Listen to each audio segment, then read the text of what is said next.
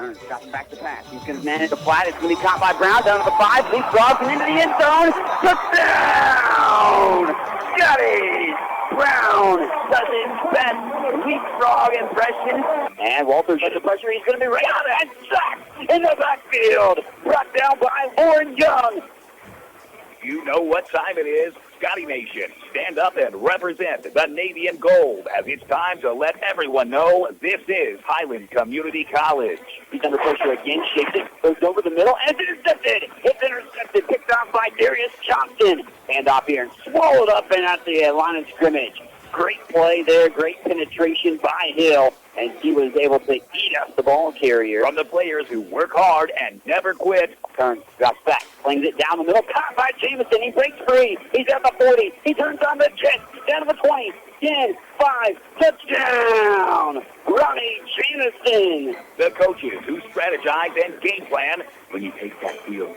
Gotta lay that hard on the line. From the soles of your feet, with every ounce of blood you've got in your body, lay it on the line until the final whistle blows. And the fans who cheer. First points to be had. It's blocked there by the Scotties. It's going to be picked up and returned. Here comes Dominic Williams. He's at the 40-yard line, on the sideline, down to 20, 15, 10, 5, touchdown! Scotties! Towards the end zone, Gray breaks it up at that time. Isaiah Gray with a great spectacular play. Down the middle, and it's caught! Touchdown! Scotties! This is Highland Scotty football.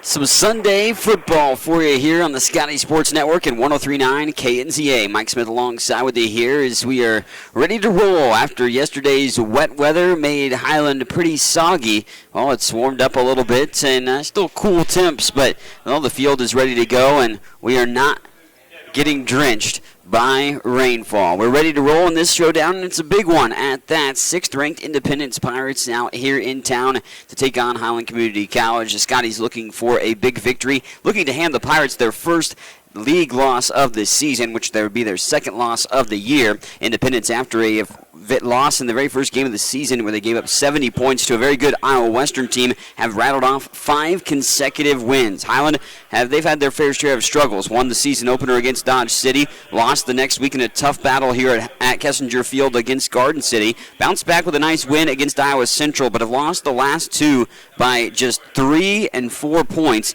and a combined 11 points is what being the difference between those 3 losses, being in the L column and then in the W column as well. 6-2 tough loss against Butler last week. Highland trying to put that in the rearview mirror and look ahead to a big victory perhaps against Independence. A big victory it would be, taking down the 6th-ranked team in the country. Highland's defense has been stout all year. 13.4 points per game given up, only 67 total points surrendered, and actually ranked top in the Jayhawk Conference in points per game and yards per game surrendered, ranking them in the 6th spot in the nation in junior college in both of those respective categories as well. So great performances there, but we did learn that Highland will be without the services of corner Dominic Williams, out with a knee injury. Could be out for the rest of the season, too, for Dom. That's an unfortunate situation to see a guy like that, a sophomore corner, that will be taken out of the equation for Highland. And Highland quarterback spot, it's been a little bit of up and down situation. Tristan Spears played, Kyle Kearns has played. You had a couple of different guys in Narcus Driver and Xavier Shepard playing as a wildcat positions and packages. But it looks like Kearns will get the call as the starter today for Highland on the offensive side of the ball, who has found their fair share of struggles, averaging just 19 points per game, have scored only 95 points this season, did not get into the end zone last week. The only points on the board was the safety that Butler gifted to Highland late in the matchup. But right now, they need to find consistency on the offensive side of the ball. They were able to move the ball with the rushing attack last week. They're going to try to sprinkle in the pass a little bit more, I think, this week with that rushing attack. And obviously the loss of Kevin Brown a couple weeks ago is hurting Highland's offense as well, with a dynamic playmaker like that out. But D.D. Hall stepped in with 100-plus yards last week. It'll be interesting to see because Independence offense is pretty darn good, averaging nearly 380 yards of total offense this season, 34 points per game. They scored over 200 points this year.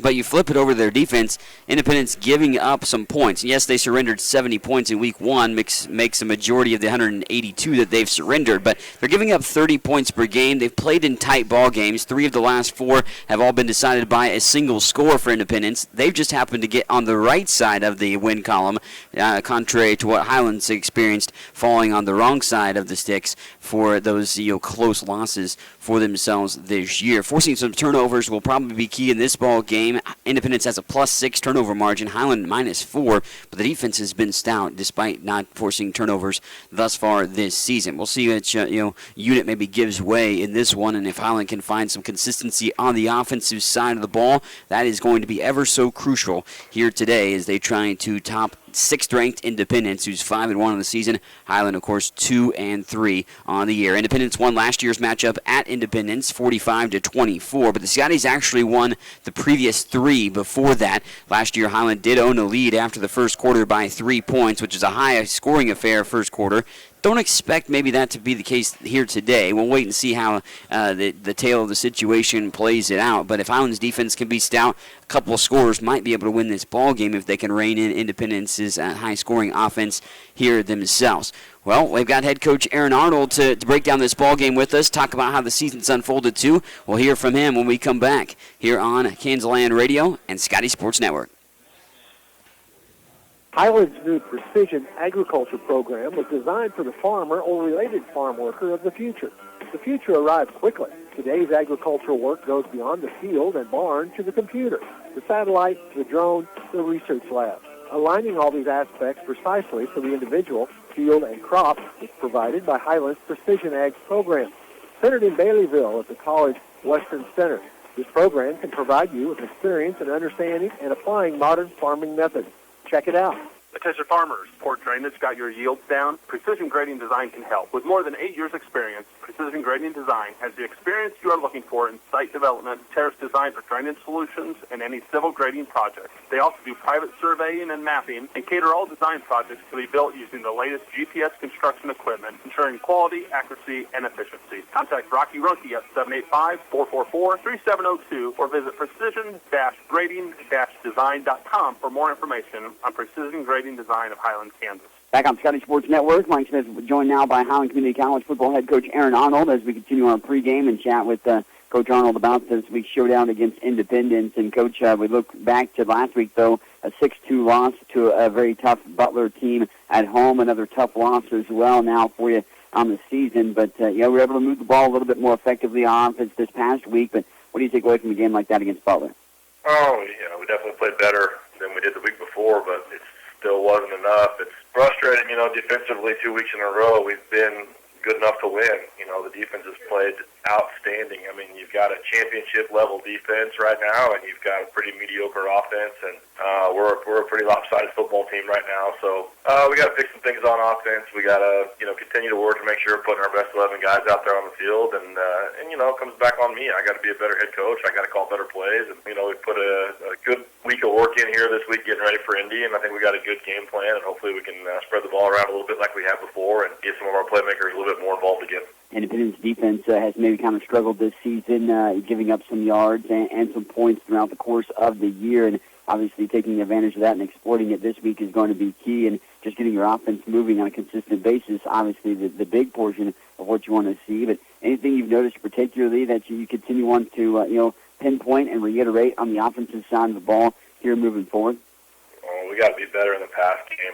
Last week we ran the ball. I think we averaged 4 or 5 yards a carry and rushed it for 200 yards, which that should win you the game. But when you only complete 2 passes for 18 yards or whatever we did, we can't be one-dimensional. So we need Ronnie Jamison. Ronnie's our best player at wide receiver. We need him to step up and have a big day, and we need our quarterback to do a great job getting him the ball. And when we've been good on offense, it certainly hasn't just been Ronnie. It's been everybody. The games where we were good on offense, we had 8-10 guys getting their hands on the ball, and that's what we do. We distribute the ball around and get it to guys, and we got to be able to go do that this week. Yeah, good distribution on offense, especially early on in the season. Want to get back to that, but also want to get back at to running the ball, which you did pretty successfully last week against Butler. And a guy like D.D. Hall stepped in for the injured Kevin Brown, and he had a pretty solid game against Butler last week. Yeah, Dee is going to be a really good player for us. It's always difficult as a true freshman to show up on campus and be ready to play in week one. Unfortunately, we didn't have to ask Dee to do that. It gave him some extra time to come in and learn the offense and continue to get himself back in shape and get a little bigger and stronger. And he's ready to go play football, and I think he's going to have a good week this week. He's done a good job in practice. Justin Ruiz, our other freshman running back, I expect him to see some more carries as well, and both of those guys need to be ready to play, and they'll be a big part of our offense on Saturday. Defensively, obviously, wanted to touch on it again. The guys are playing extremely well, leading the Jayhawk Conference in points per game and yards per game, actually ranked in the top 10 nationally in both of those statistical categories as well. But it's not just one level of the defense, not just one player. It's everybody's playing well at every capacity of the defense right now thus far this season. Yep, it always starts up front. Our D-line does a good job, and that makes it a little bit easier for everybody else. We've done a good job figuring out some ways to get some pressure on the other team's quarterback, and that makes it easier for the secondary. Our linebacking group, those three guys, I don't know if anybody in the country has three better linebackers than those three guys. Jeremiah and Kendrick and Rico are just as good as they come. I mean, those are all three of those guys are All-American type players, and then in the back, secondary, it's a good group. Getting Trey Barrett back has made a big difference. Trey's one of our best players on defense, and he does a great job. Dominic and Isaiah on the corners are playing really well right now, and we're a handful on defense. We just got to figure out how to score some points on offense, and we'll be all right. You look at your opponent this week in Independence, obviously, you have some things that stand out are their offensive numbers that they've been able to put up this year, moving the ball pretty effectively, and ultimately, they sit in the top 10 in the rankings, and they've played a lot of close games just like you guys, but ultimately, they've been able to get on the winning side of those. But what stands out to you the most when you look at the Pirates, and the evaluation of them? I think it's probably the best group of wide receivers we've seen all year. They're very talented on offense, and they're very talented on defense. I think the majority of their roster are all Division I bounce backs, guys that played Division I football before, and I think they might be the most talented team that we've seen today. They can score points. Some of their stats are a little bit misleading. Iowa Western hit them pretty early in the season, and they weren't quite ready for that game, but that's not what they are. They're a really good football team, and that kind of skews their stat line, but they're an outstanding football team. They're a top 10 football team. They'll definitely be a handful. You mentioned, obviously, they like to pass the ball and have maybe the best wide receivers that you will have seen on this point this year. Obviously, that's going to be part of the big game plan, I'm sure, but any other particular thing part of the game plan? Yeah, I mean, you got to be able to take away what people are good at and what they want to do. And like I said, we got to be able to rush the passer, put a little pressure on him, but also contain him because he can run a little bit. And secondary's got to be sound in what they do. They got to get the call and make sure they understand their assignment and just go do their job. And we don't want to make it too much more complicated than that. Coach, best of luck this week for you and the guys. Hopefully you and the guys can get back in that win column here this week. I hope so, too. Thanks a lot. I appreciate it. That's Highland Community College football head coach Aaron Arnold here on the Scotty Sports Network pregame with myself, Mike Smith. We'll continue our pregame and get ready for kickoff when we return here on the Scotty Sports Network. Hi, this is Diamond Dan for Diamonds by Design Jewelry Stores. Diamonds by Design is a full-service jewelry store with a variety of fine jewelry to fit every budget. Come in and let Marcia and her staff help to make your special occasion even more special. Diamonds by Design, locally owned and operated for over 15 years, and we specialize in custom design jewelry with a full-time designer in-house and computer software that lets you build your very own custom design jewelry. Come see Diamonds by Design at 21st and Wanamaker in Topeka. Is your future secure? The Bank of Highland is your community-minded bank that accepts the responsibility of helping neighbors and friends live easier through insecure financial times, providing loans for home, auto, and agriculture, as well as standard checking and savings accounts. You can depend on your friends at the Bank of Highland to help secure your financial future. The Bank of Highland, branch of Vendina State Bank, member FDIC, equal housing lender, making life better right here at home. Kicking off for the Scotties. Kansaland Radio. Number 38, Will Solomon. Ready to get this one kicked off. Highland will kick it off. Will Solomon will put the kick in motion, left to right across your radio dial and across your screen. The Scotty Sports Network. We're on 103.9 KNZA today. Also, Rainbow Communications rebroadcast, rainbowtel.net for the video on demand. The guys will post-produce this ball game and put it on Rainbow, Channel 68 and 268. For the showdown. But Highland looking for that third win, get back to 500 on the season. They are ready to roll, and we'll put it in motion to that potent offense for the Pirates of Independence, who averaged 34 points per game and nearly 380 yards per contest this season, ranking towards the top of the Jayhawk Conference in pass yards and second in points per game here this year in the conference as well.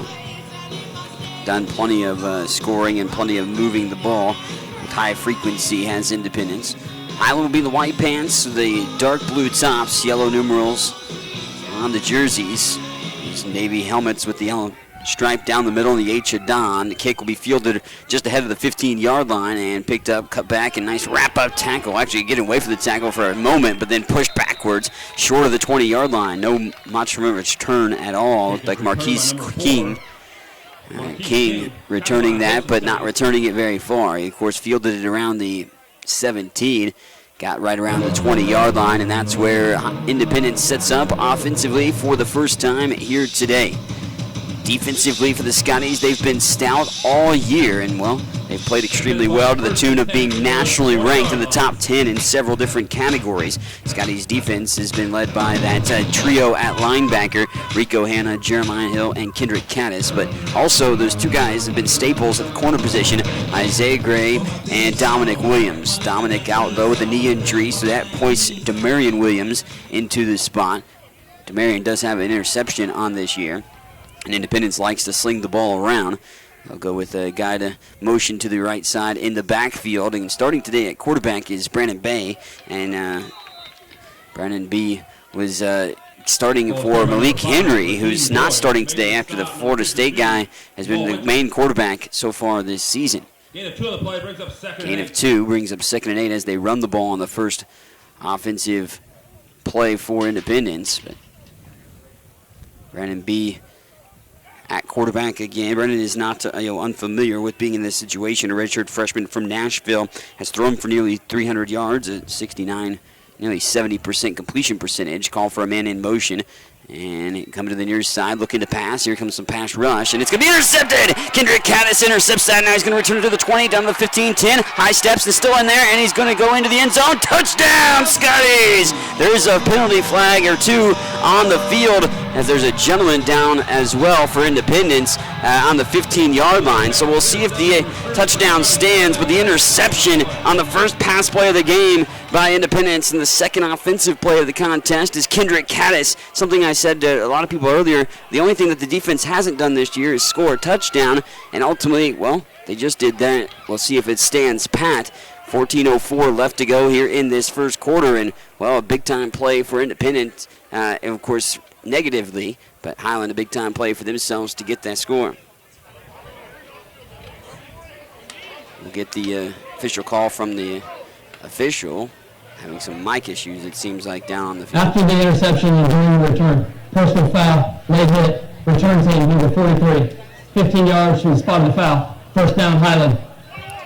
So the interception will stand, but not the touchdown, because it happened during the return on the personal foul. So from the spot of the foul, the ball will be moved backwards, and instead of an early Highland lead, it's just the turnover on Independence. But a great situation unfolding for Highland. Here's an opportunity with a short field. You'd rather have, obviously, the points on the board, but hey, you got the ball. That's the key important part of it. We'll see if Highland's offense can do something. As I mentioned earlier, the sophomore that transferred in from Wake Forest, Kyle Kearns, starting at quarterback today. He's in the shotgun with Willie Jordan in the backfield. Oh, and there's a fumble. Jordan didn't get the hold of it, and now Kearns just pounced back on top of it. 3 or 4 different Pirates come out there to try to get it.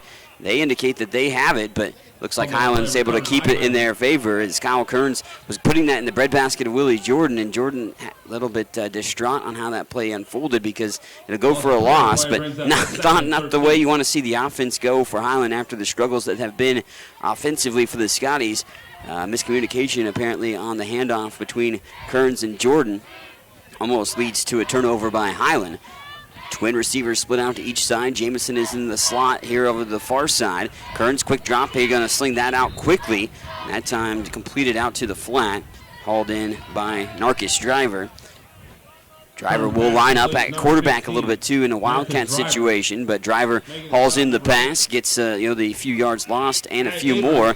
Sets up 3rd and about 7 after the pass completion. Driver, that's just his 5th catch of the season. Started the year as a tight end, and has played a little bit maneuvering around. They open it up again, Twins on each side. Jordan stays back for pass protection. Kearns going to air it out into double coverage for Jamison, who goes up after it. Almost came away with it, but he could not hold on. And good pass protection, as I mentioned, it was double coverage for Jamison in the end zone, but an incomplete pass brings up 4th and 7.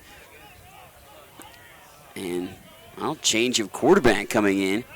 Tristan Spear comes in. I thought it was like, well, he's going to be holding for the field goal unit. Number 38, Will Solomon. Will Solomon set to kick this one. Spotted right at the 35-yard line, so it'll be a 45-yard field goal. Solomon has the school record 46-yard field goal earlier this year, so he can make it from this far. And Solomon puts this one end up there end, and right there it is.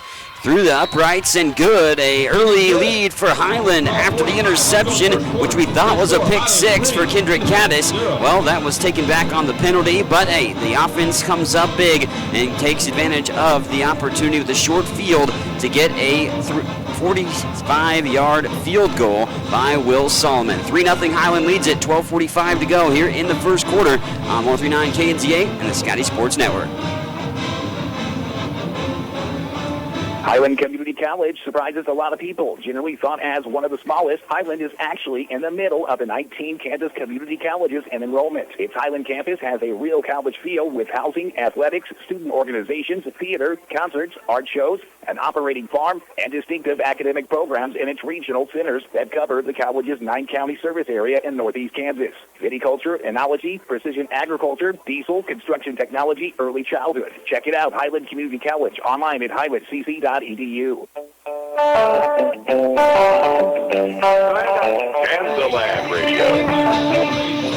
First pass play of the game was second offensive play of the contest, was intercepted by Kendrick Caddis on the defense for Highland, and he returned it for what was apparently, well, looked like a touchdown, but penalty happening, a personal foul call, 15-yard variety during the return, so that negated the touchdown and ultimately brings it back for a short field for Highland to work with. They set up a 45-yard field goal, and they get it from William Solomon. Here's the return, getting away from a would-be tackler, and ankle tackled that time.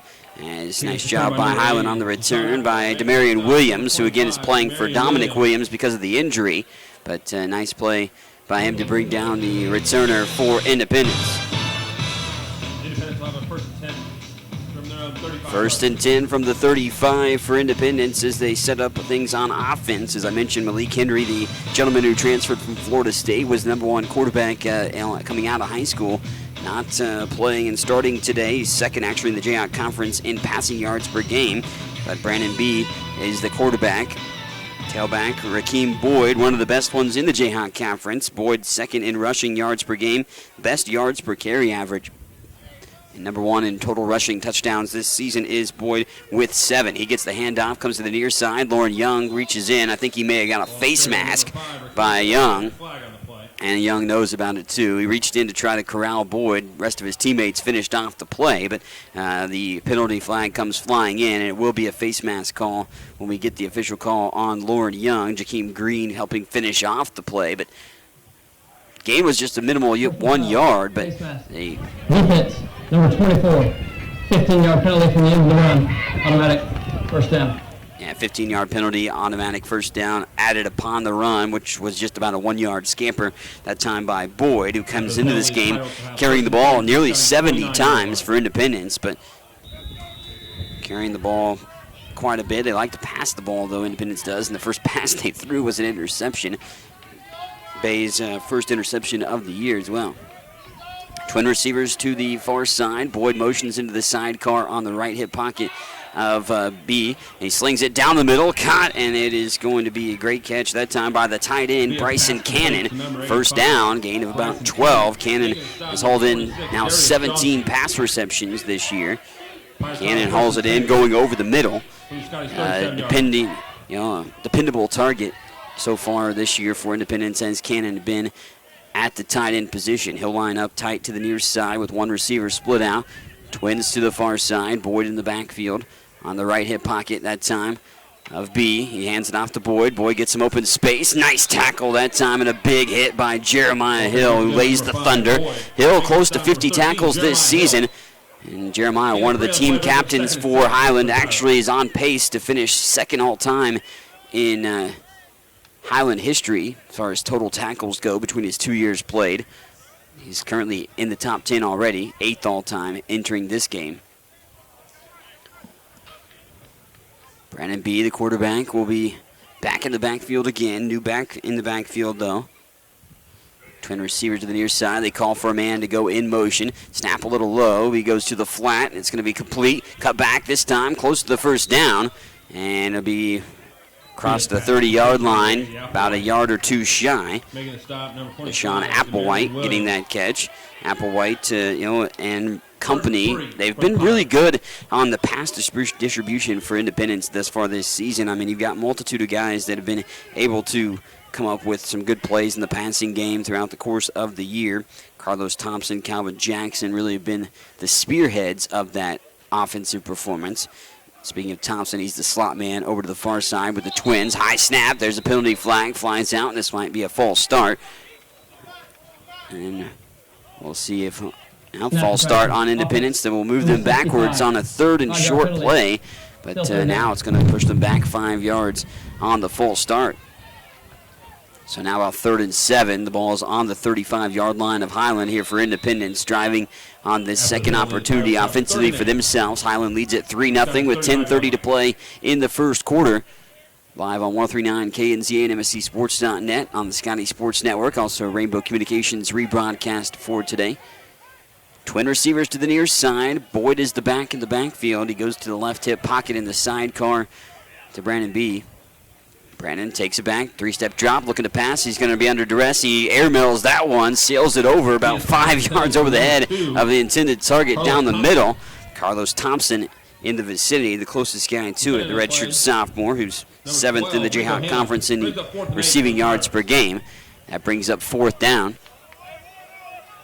I mean, right now, of course, you see if they want to try to go with the field goal, but they're going to keep the offensive unit on the field, and a crucial 4th down right now for Highland's defense. Defensively, they've held opponents just 5 of 14 conversions on 4th down this season. They've been pretty strong in many different capacities, bringing a little extra pressure. But he goes down across the middle. He's going to be close to the first down. Caught, brought down by Isaiah Gray, who was right on top of Sean Carter. But Carter hauls that in, and depending on the spot, it could be a first down.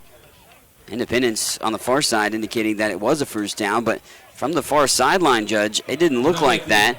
And nope, not enough. They don't even need the measurement. And I was going to say, based on the spot from the far sideline, Judge, it was about, a yard or a half yard away from the conversion. And Highlands forces the turnover on downs, and a huge play by the defense yet again to come up and get the ball back for Highland here.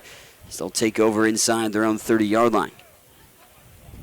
Highlands offense almost had a negative play in their first opportunity, but the short field warranted the 3 points on the board. We'll see if they can find some consistency and move the ball here in this one. Hand off to Jordan. Jordan takes it straight up the gut and will muscle his way up to the 31 as we go under 10 minutes to play. 3-yard run by Jordan. Jordan, has carried quite a bit of a workload this season. The sophomore, one of the team captains, is 8th in the Jayhawk Conference in rushing yards per game. Toted the ball 83 times coming into this game, but only for about 3.4 yards per carry. He'd like to bring that up a little bit more and bust off some big plays. He's been unable to get the big play, has Jordan, but he's been a steady hand in the backfield for Highland. They go trips to the far side. High snap. Kearns is going to have to try to track it down. Kyle gets back on it. Actually, no, Independence picks it up. Oh, wow. Kyle Kearns cannot hold on to it, and it's picked up by Independence on the 10, 11-yard line. And what happened earlier, a fumble potential, well, it unfolds this way for Highland to give it up on the high snap over Kyle Kearns' heads and out through his hands, and Kyle unable to get on top of that before Independence takes it away, and they're set up now with nearly a 1st and goal, and the ball is going to be on the 11, so you can get a first down at the 1 for Independence, but Highland leading at 3-0, and defense needs to buckle in and, come up with that great performance, become a wall, and keep Independence out of the end zone. Brandon B now in the shotgun. Boyd's going to take it, go off tackle to the right side, and bounce his way inside the 10-yard line down to about the 8. So solid gain of about 3, setting up 2nd and 7. Hit hard by that defensive line for Highland, who's been stout. Mario Dungy up there, Jakeem Green. Jamal Winters played pretty exceptionally well this year. Winters surprised maybe some in that capacity. Tackles for loss, that's been racked up quite a bit for Highland. Nearly actually over 55 on the season. Boyd goes in motion on the right side, gets the handoff here, and a nice ankle shoot-usting tackle there. Great penetration by Isaiah Gray to come back up from his defensive back position, get in the backfield, and trip up Boyd, the ball carrier. Maybe get back to the original line of scrimmage, but no gain on the play. Sets up third down. Big, crucial third down right now for Highland's defense to come up here and make a big play. They made big plays all throughout the course of the season. Third down conversion rate, only 37% for the opponents facing this Highland defense, who's 6th in the nation in surrendering points per game and 6th in the nation in yards per game as well. B in the shotgun, going to hand it off again. Now it's actually a quarterback keeper rolling out to the near side. He's going to keep it himself, and he'll lunge forward, and he'll lunge. Looked like he was going to get the first down, and he gets into the end zone as well. And, well, the quarterback keeper on third down. Brandon Bia getting into the pay dirt capacity. And after the turnover off the fumble, it makes it a 6-3 ball game with under 8 minutes to play in this first quarter. Traditional PAT coming for Independence, who scores off the turnover. So each team with a turnover and each team with points off the turnover. But for Independence, it's a touchdown. And Highland, of course, the field goal. PAT is blocked, and it's blocked again. Man, blocking without, they're going to pick it up and then try to return this one for some points, but won't get very far on the return. That time picked up by Highland's Trey Barrett, but another block, which has been happening quite frequently thus far this year. That's the 5th blocked kick, whether it be a PAT or field goal, and the PAT is negated, but it is a Independence lead with a touchdown off the fumble recovery, setting them up on the 11-yard line. 6-3, 7:56 left to play in the first quarter. You're listening to Highland Community College take on Independence on 103.9 KNZA and the Scotty Sports Network. Attention farmers, poor drainage got your yields down? Precision Grading Design can help. With more than 8 years experience, Precision Grading Design has the experience you are looking for in site development, terrace design for drainage solutions, and any civil grading projects. They also do private surveying and mapping and cater all design projects to be built using the latest GPS construction equipment, ensuring quality, accuracy, and efficiency. Contact Rocky Runke at 785-444-3702 or visit precision-grading-design.com for more information on Precision Grading Design of Highland, Kansas.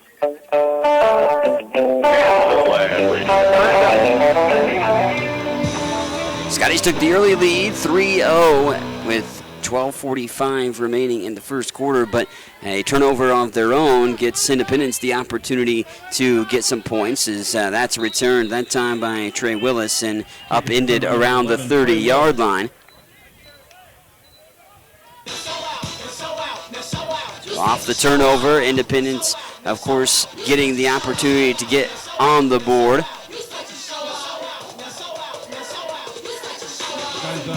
And Highland's got a 1st and 10 situation.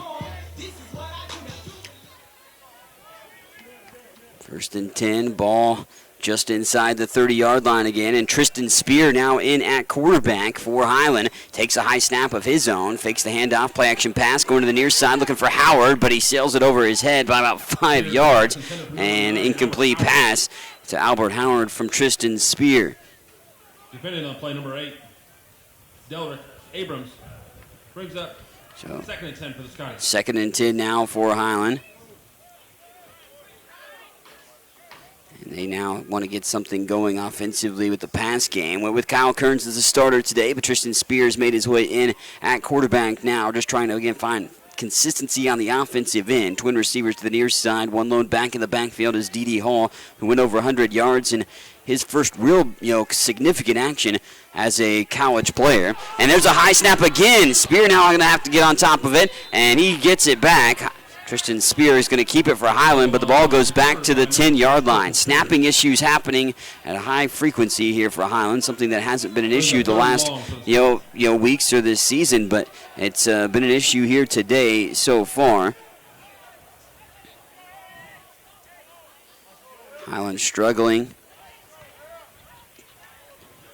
in this showdown now to hold on to the ball. They've had 3 situations, 2 because of snaps, that have went awry and the ball has come loose. 1 has only been lost, but here's now 3rd and a million to try to cover to keep this offensive drive alive in this situation. 17-yard loss, and just a quick handoff here to D.D. Hall, who gets up to around the 13-yard line. That's going to bring up 4th down and, well, a few miles to get this first down, and Lane Spiker will come in for his first punt of the day. And that's going to give Independence, perhaps some, solid field position on top of it, because, well, the returner is going to be back around midfield to return this. I believe it's Delrick Abrams back to take this punt. Formation for this guy is number 28, Lane Spiker. Lane Spiker set to punt this away.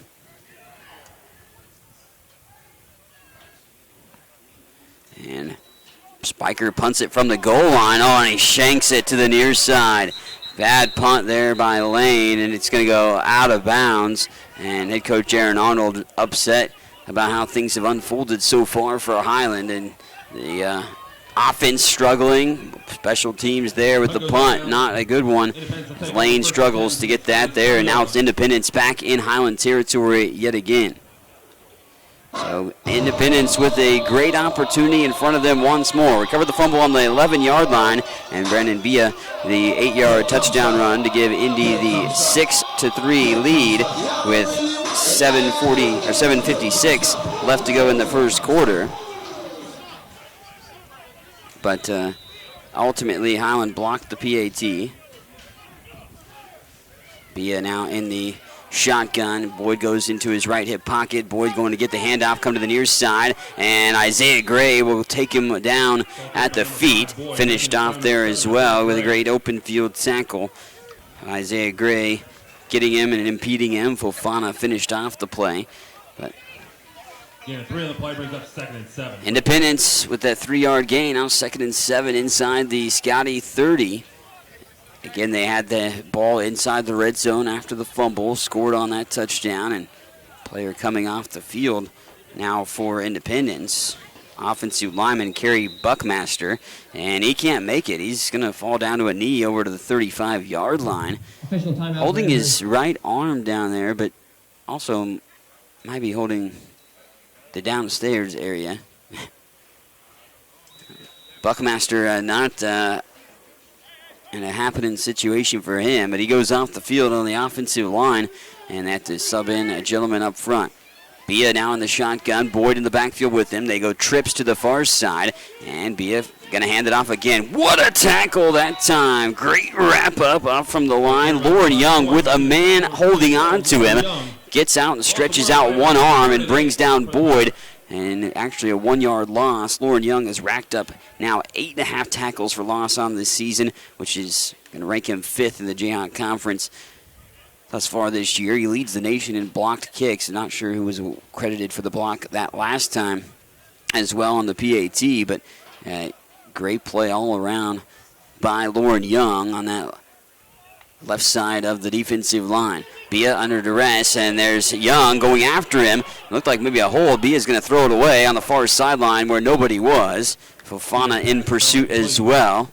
Amadou in there and almost got to him. Lauren Young getting to Bia in the backfield too, but forcing now a 4th down situation, 4th and 8. Independence was, set up with an opportunity for themselves. That presented them now with the great opportunity again, getting the ball after the punt. Did not go very far.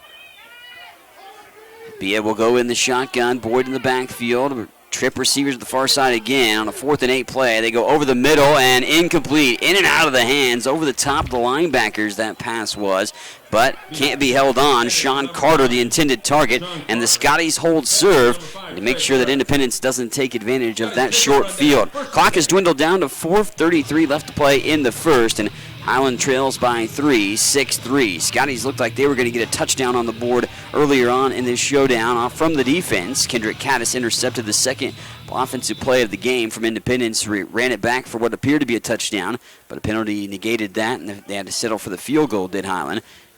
And they coughed up their own turnover inside the red zone, setting up Independence for a touchdown run for themselves. Spear under duress. He's going to be hit in the backfield, and the ball comes loose again. Independence is going to pick it up on the 15-yard line. Wrestle for the ball still. But Tristan Spear ready to sling that pass, and they were going to see it pop loose after the hit. Independence comes up with the possession. Some words afterwards. Trey Willis away from the play was chatting with a player from Independence, not so casually. Penalty flag did fly from the far sideline too, but that wasn't in the vicinity of Willis. I don't know what that penalty. Sideline warning. And Independence is up for play. Is a fumble recovered by the defense for Independence. So sideline warning on Independence is what the flag is on the far sideline, but Independence nonetheless gets the ball back again with a great opportunity, and they are inside the red zone once more. Man, the last 3 times Independence has touched the ball, they've been gifted short fields. Last time Independence, of course, didn't get that, and they handed it over to Highland on a turnover on downs, but once they were in the red zone on the 11-yard line after the fumble earlier, well, they had an opportunity to score, and they did on the Brandon Bia 8-yard touchdown run.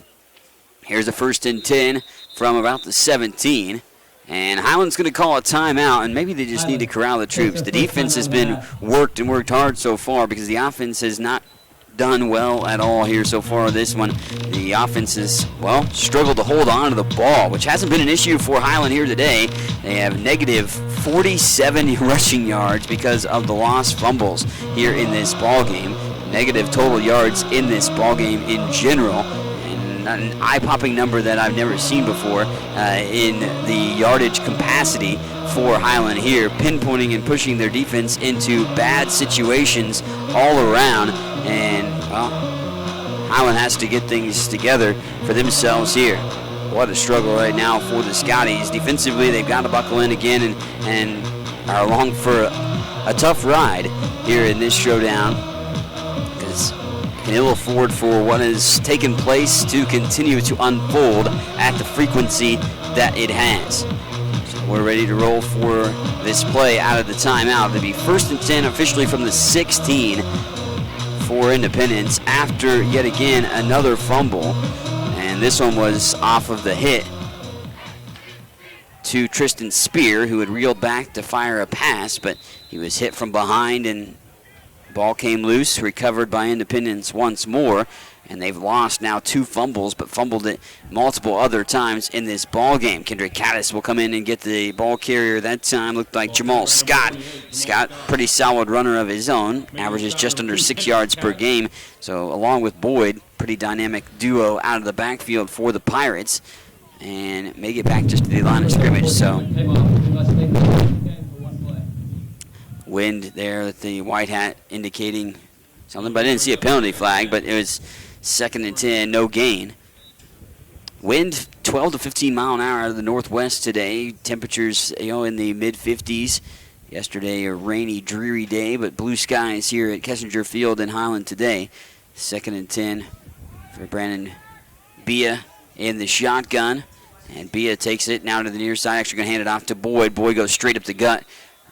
Goes off to the left side of the line between the guard and the tackle, or the guard and the center, and gets up to the 15. Thought he might get ahead of that just by a shade, but up to the 15-yard line, gain of just 1, and brings up 3rd and 9. Another crucial 3rd down looming for Highland's defense. And if you can hold them to a field goal opportunity here, you consider it a win. And, if they make it, you'd only be down 9-3. But first and foremost, focus on this 3rd down. Bia in the shotgun, Boyd in the backfield, receivers split out to each side. There's a slot back just off the line here to the near side as well. Bia is going to get some opportunity to sling that there, and he a little dump pass there that time, intended for Marquise King, but King well covered, and pass actually went over the top of the head of King. Kendrick Caddis in on coverage at the linebacker, and here's 4th and 9, and the field goal unit looks like they'll be trotting out on the field for their first try of the day for Indy. So you consider it a win right now just to force the field goal because of the short field once more. And if they do get the field goal, you'd only be down by a touchdown, already down 6-3 here at this situation. Here comes the kick, and this one's up and good through the uprights. Nice kick there that time as they're able to split the uprights and put it in. So the kick's good, and, Highland I guess you consider it a minor win after you turn the ball over yet again. A fumble that sets it up in the red zone for Indy. They only get a field goal out of that one. 3:15 left to play in the first. It is a 9-3 lead for the Pirates of Independence over Highland here on 103.9 KNZA and Scotty Sports Network. Hi, this is Diamond Dan for Diamonds by Design Jewelry Stores. Diamonds by Design is a full-service jewelry store with a variety of fine jewelry to fit every budget. Come in and let Marcia and her staff help to make your special occasion even more special. Diamonds by Design, locally owned and operated for over 15 years, and we specialize in custom design jewelry with a full-time designer in-house and computer software that lets you build your very own custom design jewelry. Come see Diamonds by Design at 21st and Wanamaker in Topeka. Kansas Radio. Indy leads 9-3, 3:15 left to play in this first quarter. And Indy kicks it off right to left across your radio. Deep kick as Isaiah Gray will field it in the end zone and will not take it out. A touchback will be called at this juncture here. And Highland offensively wants to put everything that has happened so far in the rearview mirror and hit the reset button on the offense, because nothing good has come from those situations so far unfolding offensively in this game. Kyle Kearns, Tristan Spear both been at quarterback, but both been unable to move the ball in any capacity, whether it be trying to pass attempt or try to run the ball here for Highland. They've just been able to not hold on to the ball, and that's led to a couple different turnovers at this juncture. So the field goal came a little while ago, but ultimately gives Independence, the opportunity to take the 9-3 lead. Fake the handoff that time. Willie Jordan gets it now. Ronnie Jameson came in motion to the backfield. He did not get the handoff after the fake to him. Jordan gets the delay handoff and scampers his way to about the 32. Nice gain by Willie. One of his better runs of the last couple of weeks. Second and 3 for your Scotties. Scotties offensively set up with the second and short. Second and 3. 2:41 and counting here in the first. Jameson goes in motion. Spear's going to hand it off to Jameson. Just a little pitch. Ronnie shakes and bakes, and he's going to get the first down ahead of the 40-yard line. There you go. Get it into the dynamic playmaker's hands in Ronnie Jameson, and ultimately is able to get something out of that. First down for Highland. First time that they've been able to garner a first down in this ball game and some positive yards. As I mentioned, they've been sacked so many times or lost the ball and fumbles that they've been able to not generate any positive yards even on the offensive side of the ball. And they get a couple of back-to-back offensive good plays there on some running plays. Spear in the shotgun as the quarterback, Jordan in the backfield, twin receivers to each side. As Driver splits to the near side, Jordan gets the handoff, goes straight up the shoot. He's into the second level. Shoestring tackle brings him down, but he gets the first down. Willie Jordan, an 11-yard run, as he was brought down by his shoestrings. But he gets past midfield and in to Independence territory. Big-time run there that time by Willie Jordan. So, 2 fumble recoveries by Independence's defense set them up with short fields in the red zone. They come up with points each time. A touchdown, the PAT was blocked. A field goal just momentarily ago, 32-yard variety. That makes it 9-3 with 1:41 to play in the first. Spear in the shotgun, Jordan in the back behind him, and the backfield there. That time, quick pass, and the backside there that time could not be hauled in. Incomplete pass. Ham, the intended target by Spear, brings up 2nd and 10 from the 49 of the Pirates. So 2nd and 10 now. Highland trying to move the ball here with some consistency, finding some great offensive plays back-to-back, but incomplete pass that time. Jordan's in the backfield, clapping his hands, but wanted to get set and get this one going. With 1:34 left to play in the first. Spear takes the snap. Jordan gets it, bounces off tackle to the near side, lunges forward, and with that lunge, they're gonna. I thought he'd get to the 45. They mark him back a yard to the 46. Little extracurriculars afterwards. Jordan getting in it with one of the defensive linemen, and Ben Hutch, who was in on the tackle, but so 3-yard gain by Jordan sets up 3rd down with a minute approaching in the first. Tristan Spear in at quarterback now after, of course, Kyle Kearns started this ball game, but both quarterbacks have been part of the turnovers. Highland just trying to hold on to the ball right now in this situation. Spear, pump fakes, looking to pass. He's going to Jordan, and what a pass break up there. Getting around Jordan to break that pass up was the linebacker Logan Schaefer. He breaks up that. Spear looked to the near side, didn't have anything, went back to the flat to Jordan, but could not get it going. And pass incomplete, sets up 4th down, and Lane Spiker will come in to perhaps send this one end over end off the punt. So offensively, Highland found something, and they're able to move the ball, get into Independence territory just over the 50-yard line, but unsuccessfully accomplishing the feat of continuing the drive. Lane Spiker comes in to punt this away. With wind at his back, we'll see if he can punt this one a little bit better. Spiral, fair catch called. Ball hits the 10 and now actually trickle into the end zone. And touchback it will be called, but Lane's first punt, of course, shaded off to the right, went out of the end, or on the sideline, gave Independence a short field. They did not get any points out of that, but they got points out of the short fields that were warranted from the fumble recoveries. And because of those 2 fumble recoveries, that has led to the 2 scores for Independence. So Independence really faced with their deepest field position of all here today, right now, standing in front of them. The 9-3 lead. 39 seconds left to go in the first quarter. Brennan Bia, quarterback yet again in the shotgun, calls for his back to motion over a little bit to his right side, hands it off straight up the middle. Looks like Boyd with the carry and straight into a plethora of tacklers for Independence, including Jakeem Green. Green 5th in the Jayhawk Conference in tackles for loss, brings him down after a 2-yard gain. So 2nd and 8 from the 22.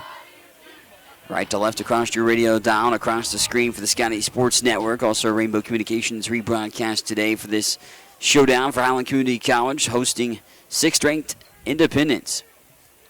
Pirates 5-1, Highland 2-3. Scotty's looking to snap a 2-game losing streak. And, well, Independence will let the first quarter wind down and be out of it in this one, and be able to head into the second quarter. 9-3 lead. It's Independence taking advantage of 2 Scotty turnovers that gave them short fields in the red zone to have the 6-point advantage here on 103.9 KNCA and Scotty Sports Network. The Bank of Highland has made a commitment. One, to provide a banking experience that is dependable, dedicated, and loyal to their customers. They offer many services, including standard checking and savings accounts, as well as loans for agriculture, homes, and autos. They want to be your trusted financial partner. The Bank of Highland, branch of Bendina State Bank, making life better right here at home. Member FDIC, equal housing lender. Attention farmers, poor drainage got your yields down? Precision Grading Design can help. With more than 8 years experience, Precision Grading Design has the experience you are looking for in site development, terrace design for drainage solutions, and any civil grading project. They also do private surveying and mapping and cater all design projects to be built using the latest GPS construction equipment, ensuring quality, accuracy, and efficiency. Contact Rocky Runke at 785-444-3702 or visit precision-grading-design.com for more information on Precision Grading Design of Highland, Kansas. Kansaland Radio. Tough break for the Scotties so far in this ball game. They fumbled the ball 4 times, turned it over twice, and it's intercepted. Oh, it was just hold on there. That time Isaiah Gray almost picked that pass off. He saw it coming, and he read it to perfection. Marquise King, the intended target on the near sideline from Brandon Bia, but ultimately Isaiah Gray read that and almost had the interception, played hot potato with it for a moment and could not hold on. That would have been the second pick for the Highland defense of the day, even the turnover battle as well, but could not hold on. Just an incomplete pass, and sets up 3rd and long. Now for Independence as we switch side of the field, so left to right across your radio dial and across the screen on the Scotty Sports Network. Bia drops back. Now he's under duress. Now across the middle, and almost it is intercepted. And that was picked. Well, wait, I think they say he's down, yeah. Intercepted but down as his knee touched the ground. Nice job there and picked off Demarion Williams, his second pick of the year. He's, of course, playing for Dominic Williams, is Demarion. And Demarion picks that pass off. 2 interceptions, and here it is now, an opportunity for Highland's offense, who has struggled mightily in this ball game, to come up big and try to perhaps give themselves the lead as a team here in this showdown. What a great interception that time by Demarion. Demarion Williams, his second interception of the season, sets up Highland inside the 35. Tristan Spear will go in the shotgun. Trip receivers to the near side. Jamison in the middle of that. Driver as the slot man. Willis now goes in motion. One back in the backfield is D.D. Hall. He's going to go to the near side. Bring it down. Tuck and run. Here's Spear. He's only got one man to beat. And he goes head on with the defender. And he rumbles and bumbles close to a first down. Tristan Spear lowers his head. Lowers the boom to the hit as well. Of the linebacker Tim Fanson, and a great run by Tristan Spear of 9 yards. Spear was able to get that to roll in, and a huge play by Tristan sets up 2nd and short. What a run by Tristan, who had a 10-yard run in the very first game of the year, I remember, against Dodge City. That was one that went straight up the middle. Spear did a wise decision there to tuck and run. Jamison now in motion. Here's the momentum for Highland, perhaps. Hall now takes it straight up the gut, pinballs off one defender, and will lunge inside the 20-yard line. Easily a first down. Gain of about 7 yards for Hull. Hull last week had 106 yards rushing. Scotties are in the red zone after that run by Dede.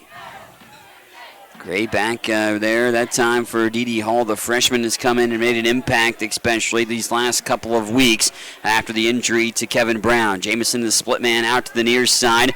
They motion the fullback and the tight end tight to the near side as well. Hall's the back in the backfield right behind Spear. D.D. gets the handoff. Now bounce out. He's got some open field. Dump trucks the defender and inside the 5-yard line. Oh, they mark him shy of the 5, but a great run by Hall, who lowers the boom on the would-be tackler that time for the extra yard. Now it's 1st and goal from the 6. First and goal, Scotties. Highland now on the precipice of a potential scoring opportunity to take the lead back with a touchdown. Something that they didn't able to get last week and only got one in overtime against Hutch a couple weeks prior to that. Spear goes under center this time. Fullback and back in the backfield. Back is Hull. Hull stutter steps, bounces outside. He's still alive, spins, trying to lunge forward again. Ball comes loose. Penalty flag's out there, and Independence says they have the ball. It popped loose of D.D. Hall.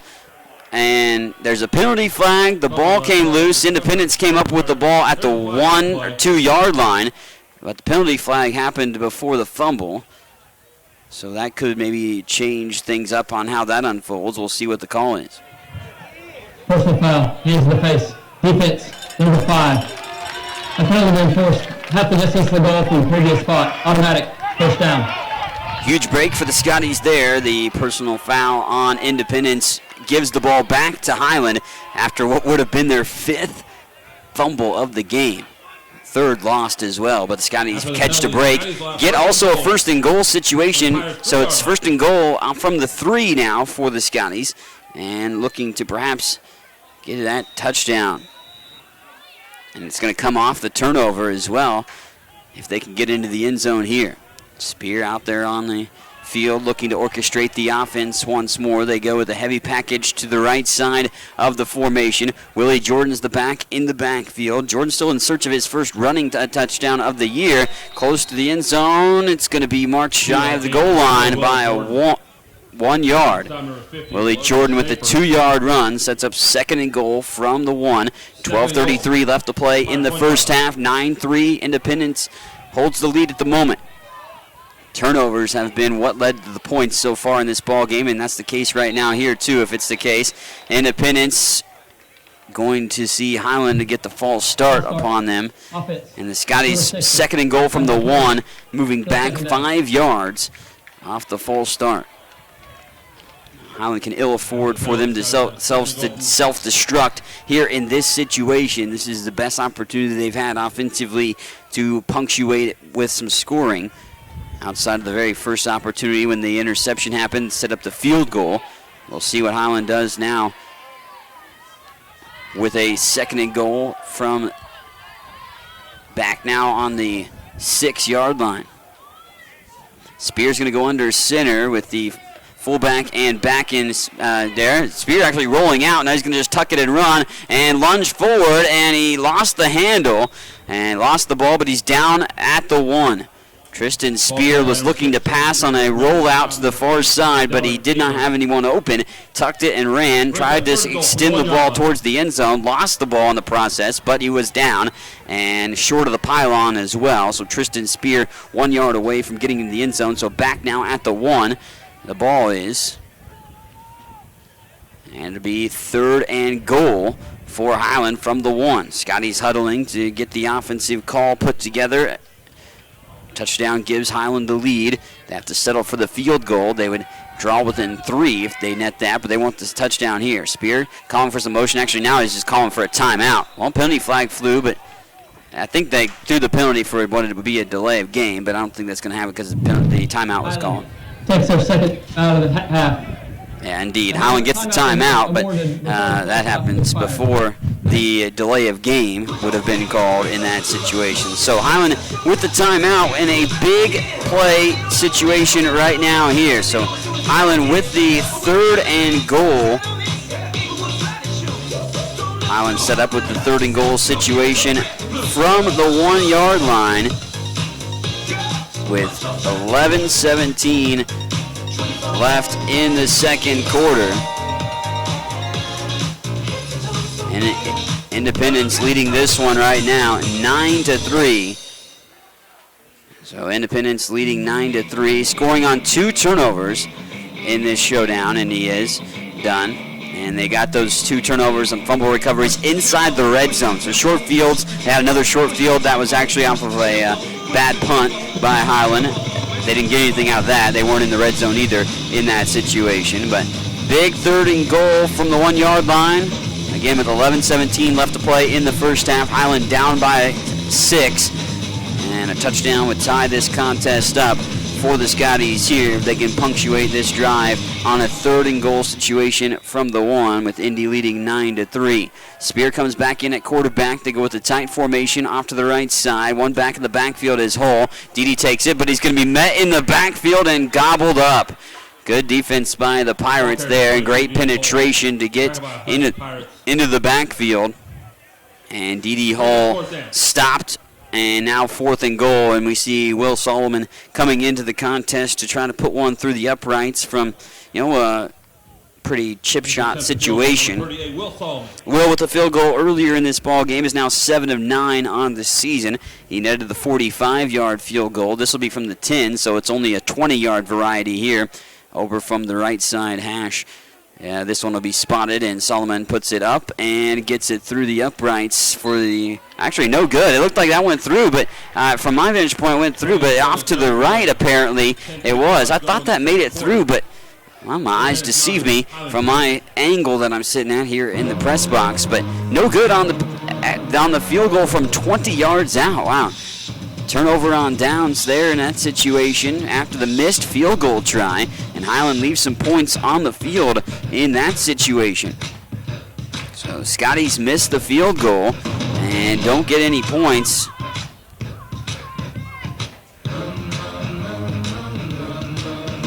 And it remains 9-3 with just a little over 10 and a half minutes left to go here in this first half.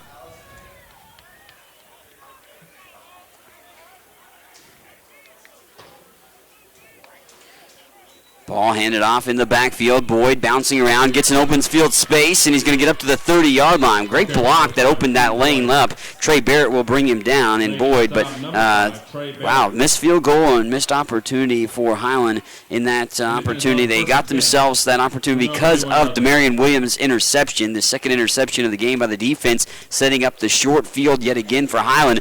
But the Scotties unable to punctuate their drive with scores like Independence did with their 2 turnovers in this contest. And Indy now with the ball back. Brandon Bia hands it off to Boyd, who cuts back in the middle and tackled from behind.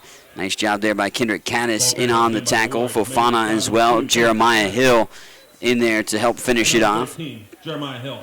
Hill again continues to pile up tackles. He's 10th in the Jayhawk Conference in total tackles and 4th in tackles per game, 23rd in the nation in tackles per game with just under 10 per contest, and is on pace with those 9.6 tackles per game to finish second all-time in Highland history in total tackles. Behind only Brandon King, who now plays for the New England Patriots at safety. You can catch an interview with Brandon King on Scotty Sports Talk this upcoming week.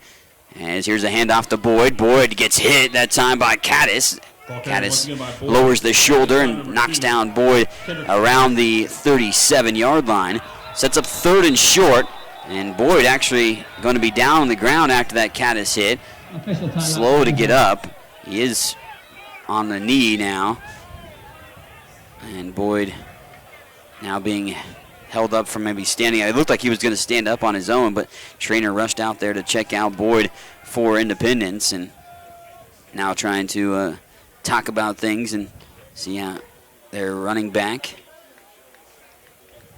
Boyd puts his hand over his shoulder of the trainer and is going to walk off. Doesn't look like he's gingerly walking much at all, so hope for the best. You never like to see anyone get injured in any capacity, but that's a huge blow perhaps for Indy.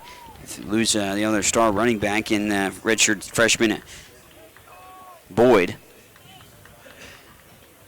Raheem has done well this season, let alone here today. He's been carrying the workload for him so far. And 12 carries for 31 yards, excuse me.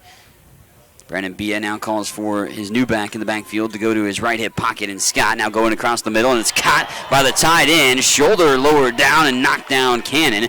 Nice job there on the hit by Darius Johnson, but it does come after Cannon had gained the first down and got into Scotty territory on the pass completion. Cannon is a reliable target at tight end that not only can line up and be a good blocker up front at 6'2", 228 pounds, but he is able to catch the ball pretty well too. 15-yard catch for Cannon. Darius Johnson with a nice hit, but again, it comes after the first down is garnered.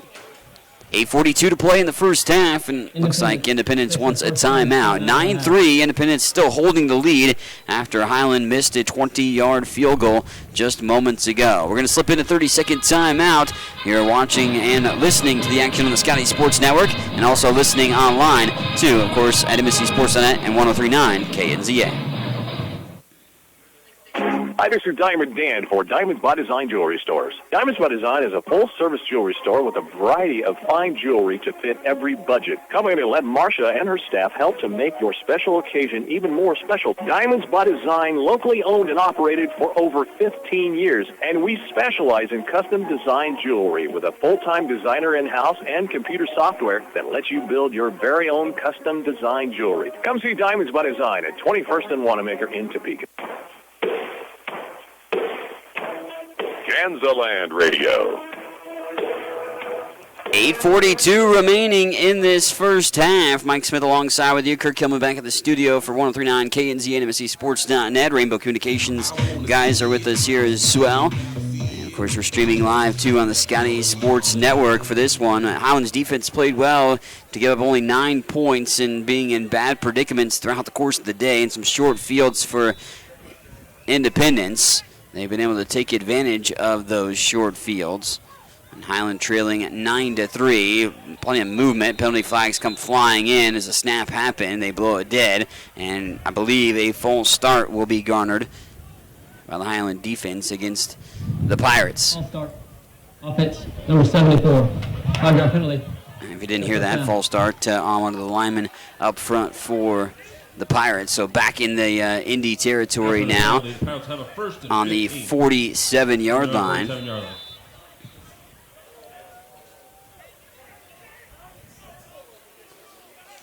Highland trailing by 6, and Independence with a first down and 15. Bia hands this one off again. Another penalty flag flies out, and I think this is going to be a false start again. Some feisty extracurricular activities after the whistle as well. Once more by both teams getting into it. Referee's quick to break that up.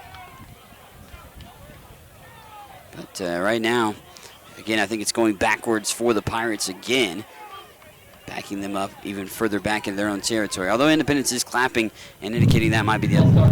Offense, number 4, 5-yard penalty.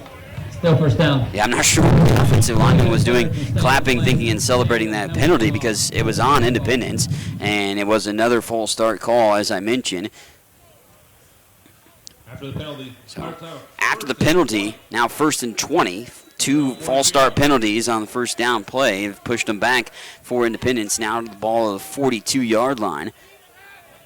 Brandon Bia now with the opportunity to orchestrate something here for Independence. He's been at quarterback. No Malik Henry today so far. The Inglewood, California product, thrown for over 1,000 yards this season and 8 touchdowns. The Florida State transferred to. Here's the handoff that time. Nice stiff arm, but great wrap up that time. Kendrick Caddis makes that play up, and Jeremiah Hill helps finish off the play. And in that backfield, as Tyrone Taylor gets his first carry of the showdown. Tyrone Taylor gets nothing out of that. 2nd and 20. And a huge play. Kendrick Caddis held on to his jersey and helped his rest of his troops finish off the play. Caddis has had a strong game so far with what was, we thought, a pick 6 to start off the ball game, but just the interception. Bia now comes rolling out to the near side. Got a man in the flat and gets past the initial defender. Now cuts back towards the middle. Big play happening this time as it unfolds for Carlos Thompson. Thompson caught that just about 3 yards ahead of the line of scrimmage, but he's almost going to get all 20 needed to get the first down. He's going to be about 1.5 yards shy of the first down for Thompson. And nice job by Thompson to weave his way back from the near sideline all the way back to above the 40 of Highland now. After back-to-back false start penalties put Independence back on their heels, they've now got a 3rd and manageable and 3rd and 1 just staring them in the face instead of, long yards to gain. Bia now going to get the handoff this time. Cuts back. Nice little move on the cutback. Looked like he was going to slip, but he stayed upright enough for Taylor to slip his way through the defense and get himself ahead to around the 36-yard line. One of the Independence linemen was bent over for a second. I thought he was injured for a moment, but slow to get the play and spot set up for the first down for Independence. After set up for a 1st and 20, the 2nd and 20, they get the big 19-yard pass play and get that 3rd and short. And nice run by Taylor, who is coming to the ball game after Boyd got banged up. And Taylor able to see some more time as he's off to the right side, and he's going to get the handoff from B in the backfield as missed tackle by Green, but he leads him right into a slew of tackles. The ball's loose, and it's going to be picked up by Highland. The Scotties come up with the turnover again. Scotties force the ball, and they're going to pop up with the fumble recovery. Great hit all around, and the Scotties will come up with the ball on the ground. Let's see who picked that up.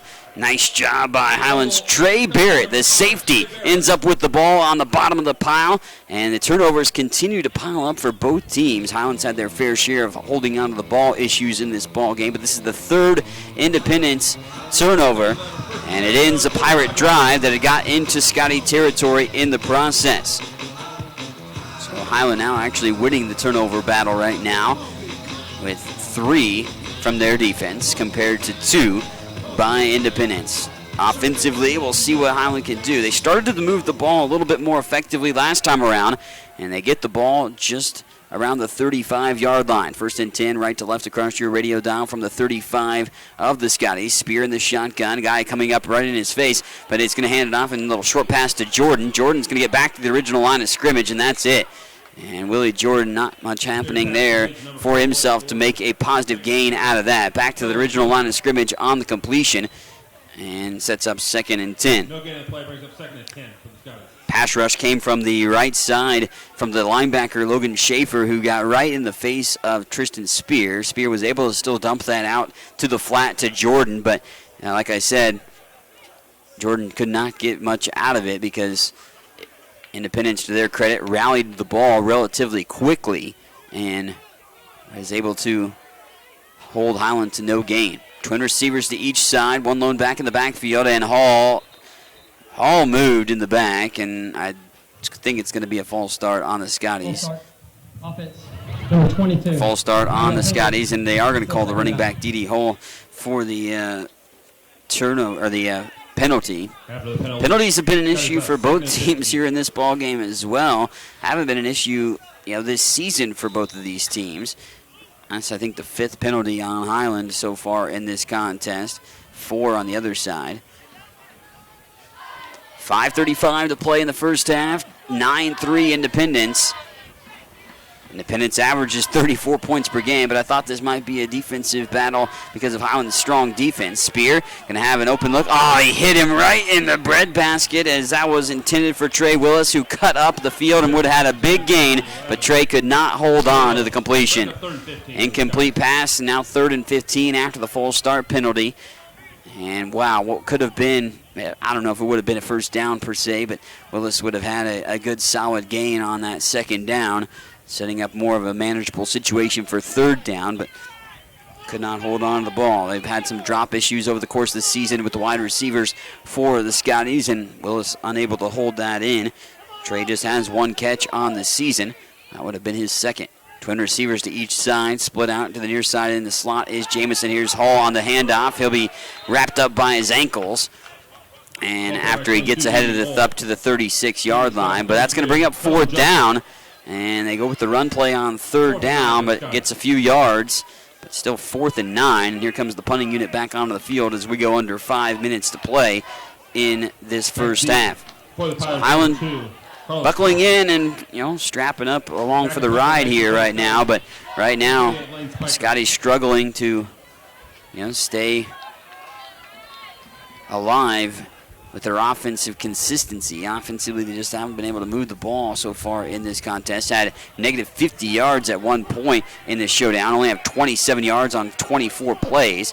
And it will take a Pirate bounce, land around the 45-yard line. So some pretty solid field position for Independence on this drive. But they'll start in their own territory. Highland defense has played and been stout here in this ball game. The only scores they gave up were when they got, pushed back in their own red zone.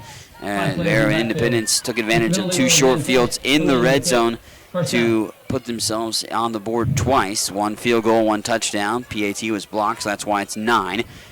Highland got a short field 2 times, settled for the field goal after the interception to open up the game. Had an early 3-0 lead. They intercepted another pass and got into the red zone as well in that situation. Got down to the 1-yard line, but could not cash it in. And went for a 20-yard field goal. That would have made it a 3-point game, but 20-yard field goal was no good. Brandon Bia going to have this one in a handoff capacity to Scott. Scott wrapped up, ankle tackle in the backfield. Darius Johnson, great penetration from his safety spot. Johnson with 3 interceptions on the season, showcasing that he can make an open field tackle and a tackle for loss at that. Great job by Johnson to bring down Scott for a 1-yard loss, setting up 2nd and 1, or 2nd and 11. They marked the ball at the 50-yard line, by the way. I thought they were going to mark it at the 45, but they marked the ball at the 50-yard line because there was a penalty. So it gave him that ball at the midfield. Now it's back at the 49 of the Pirates. As Taylor comes back in, and Taylor is smashed in the backfield. Kendrick Caddis, holy cow. Did he just blow that play up? And nice job there. The ball carrier gets obliterated in the backfield. Kendrick Caddis blows it up, and the Arizona State commit gets another tackle for loss on the season. And, well, he's 16th all-time in Highland history, for tackles. And the way he's going today, actually he has 8 tackles now. He's got 100 career tackles, does Caddis now in his career with that last blow-up on that play. It's another yard loss, so 3rd and long. Bia under duress in the backfield, and he's sacked! He's gobbled up in the backfield. Coming up from behind, Rico Hanna. Rico Hanna gets his 4th sack of the season. Now 4.5 on the season for Hanna. And man, did he blow that up from the backfield untouched on top of the quarterback before he even knew what happened. Rico Hanna gobbles up the quarterback and forces the punt. Backwards yardage garnered by Independence on that drive. And now Highland's going to get it back here. Huge punt return could spark some things. Isaiah Gray set to punt this one away. Or get it in the punt, excuse me. Set to punt it away is Independence. And here comes the punt. Ooh, it's a nice kick by Wolf. Gray's backpedaling towards the 10. He'll field it. Get a nice block. Cut back to the near side. Gray's up to the 20. Now he's got a man instead, staying in front of him. He cuts back to the near sideline. Now still alive. Gets back to midfield. What a return by Isaiah Gray. And there's some guys getting into it on the near sideline a bit, but good job by the Highland coaches to break that up before anything happened. But a great return by Isaiah Gray, and that might be the spark plug and that spark that Highland's defense needs just to get that ember lit and find something to light the fire to get some offensive opportunities rolling. So about a 40-yard return by Isaiah Gray on the punt after the Rico Hanna sack.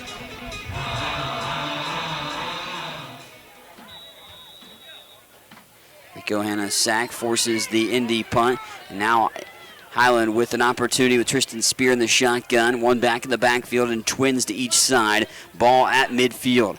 Right to left across your radio down across the screen. Hall with the cutback move. He kind of cut it out to the outside. Stiff arm, but he's wrapped up. And nice job there on the tackle that time by Chad Davis. Number 27, Chad Davis. 2nd and 7 for the Scotties.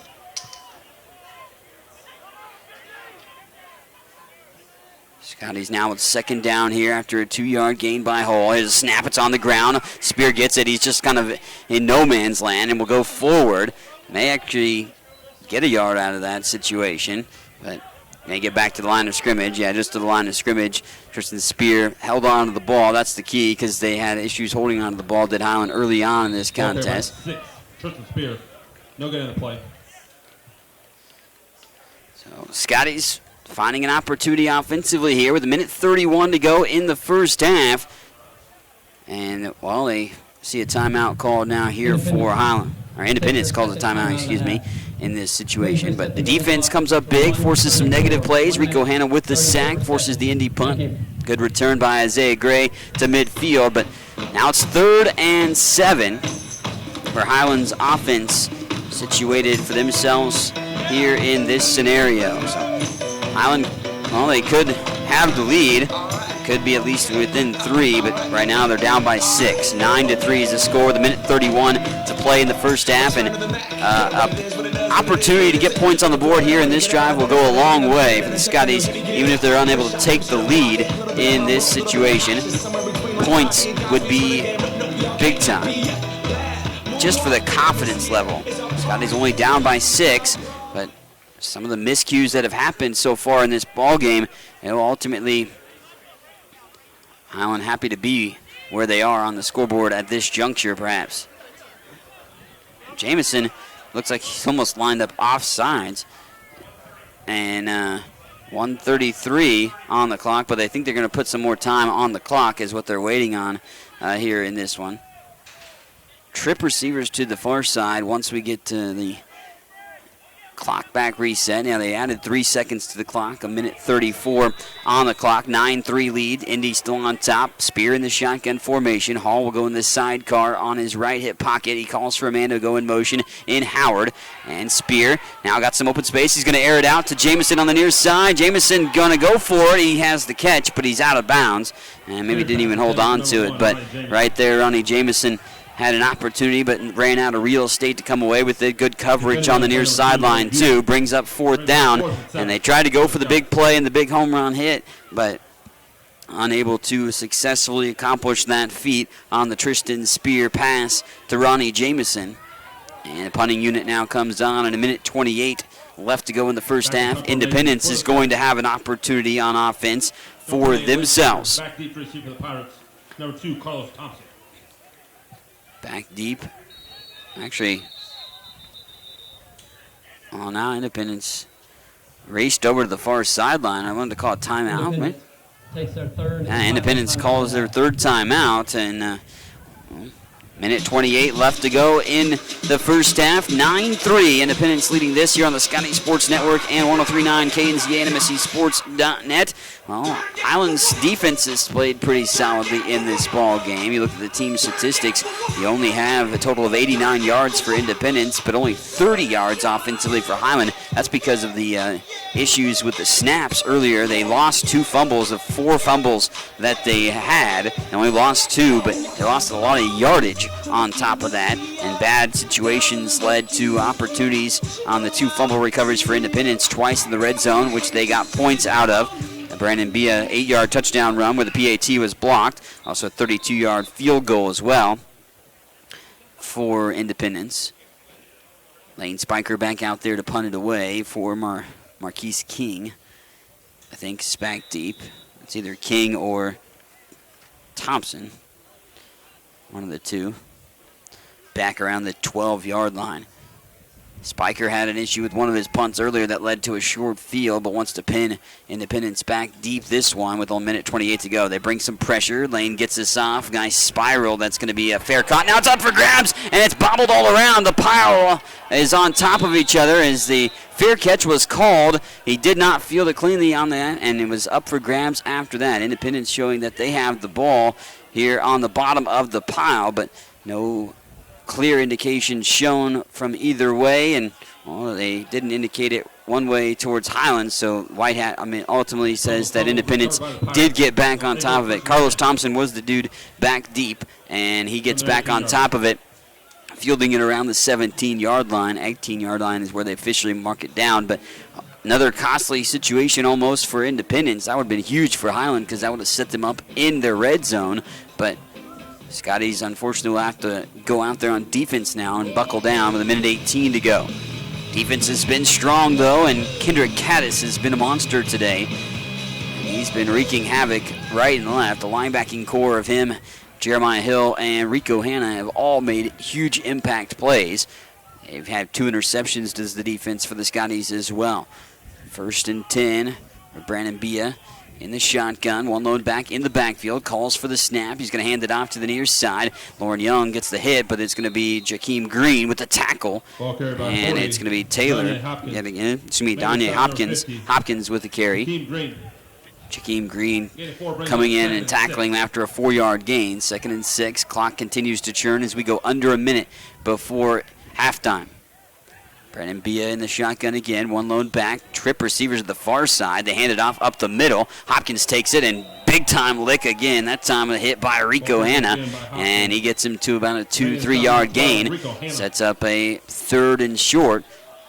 40 seconds. Independence not in any hurry to move the ball. They're content with dwindling this clock down, it looks like, and maybe if they sprout a big play, that would change things, but clock continues to dwindle. It goes down to 30 seconds, and it's a 3rd down play. But if Highland can maybe force a 3rd down here, maybe you force them to punt and get something back quickly, you never know, get a good punt return.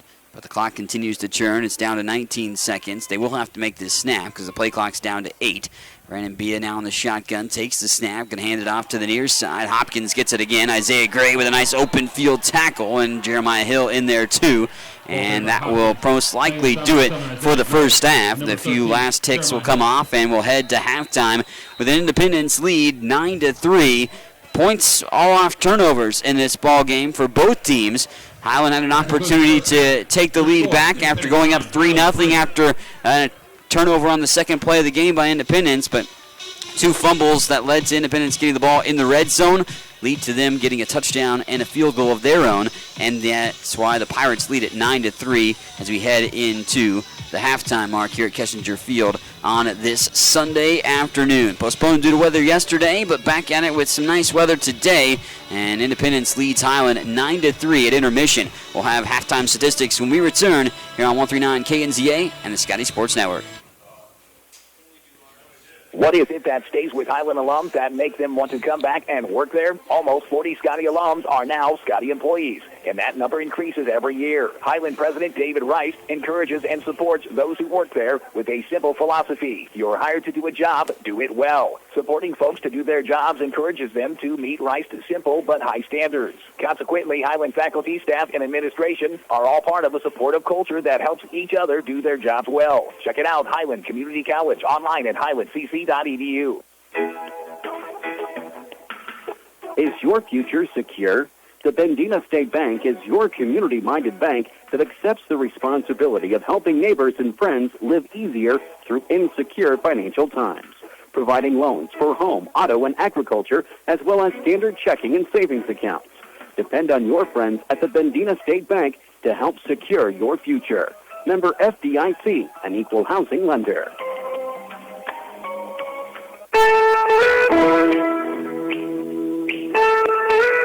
Kansaland Radio. As we've hit halftime, it's turnovers playing a big factor in this ball game. At the half, 9-3.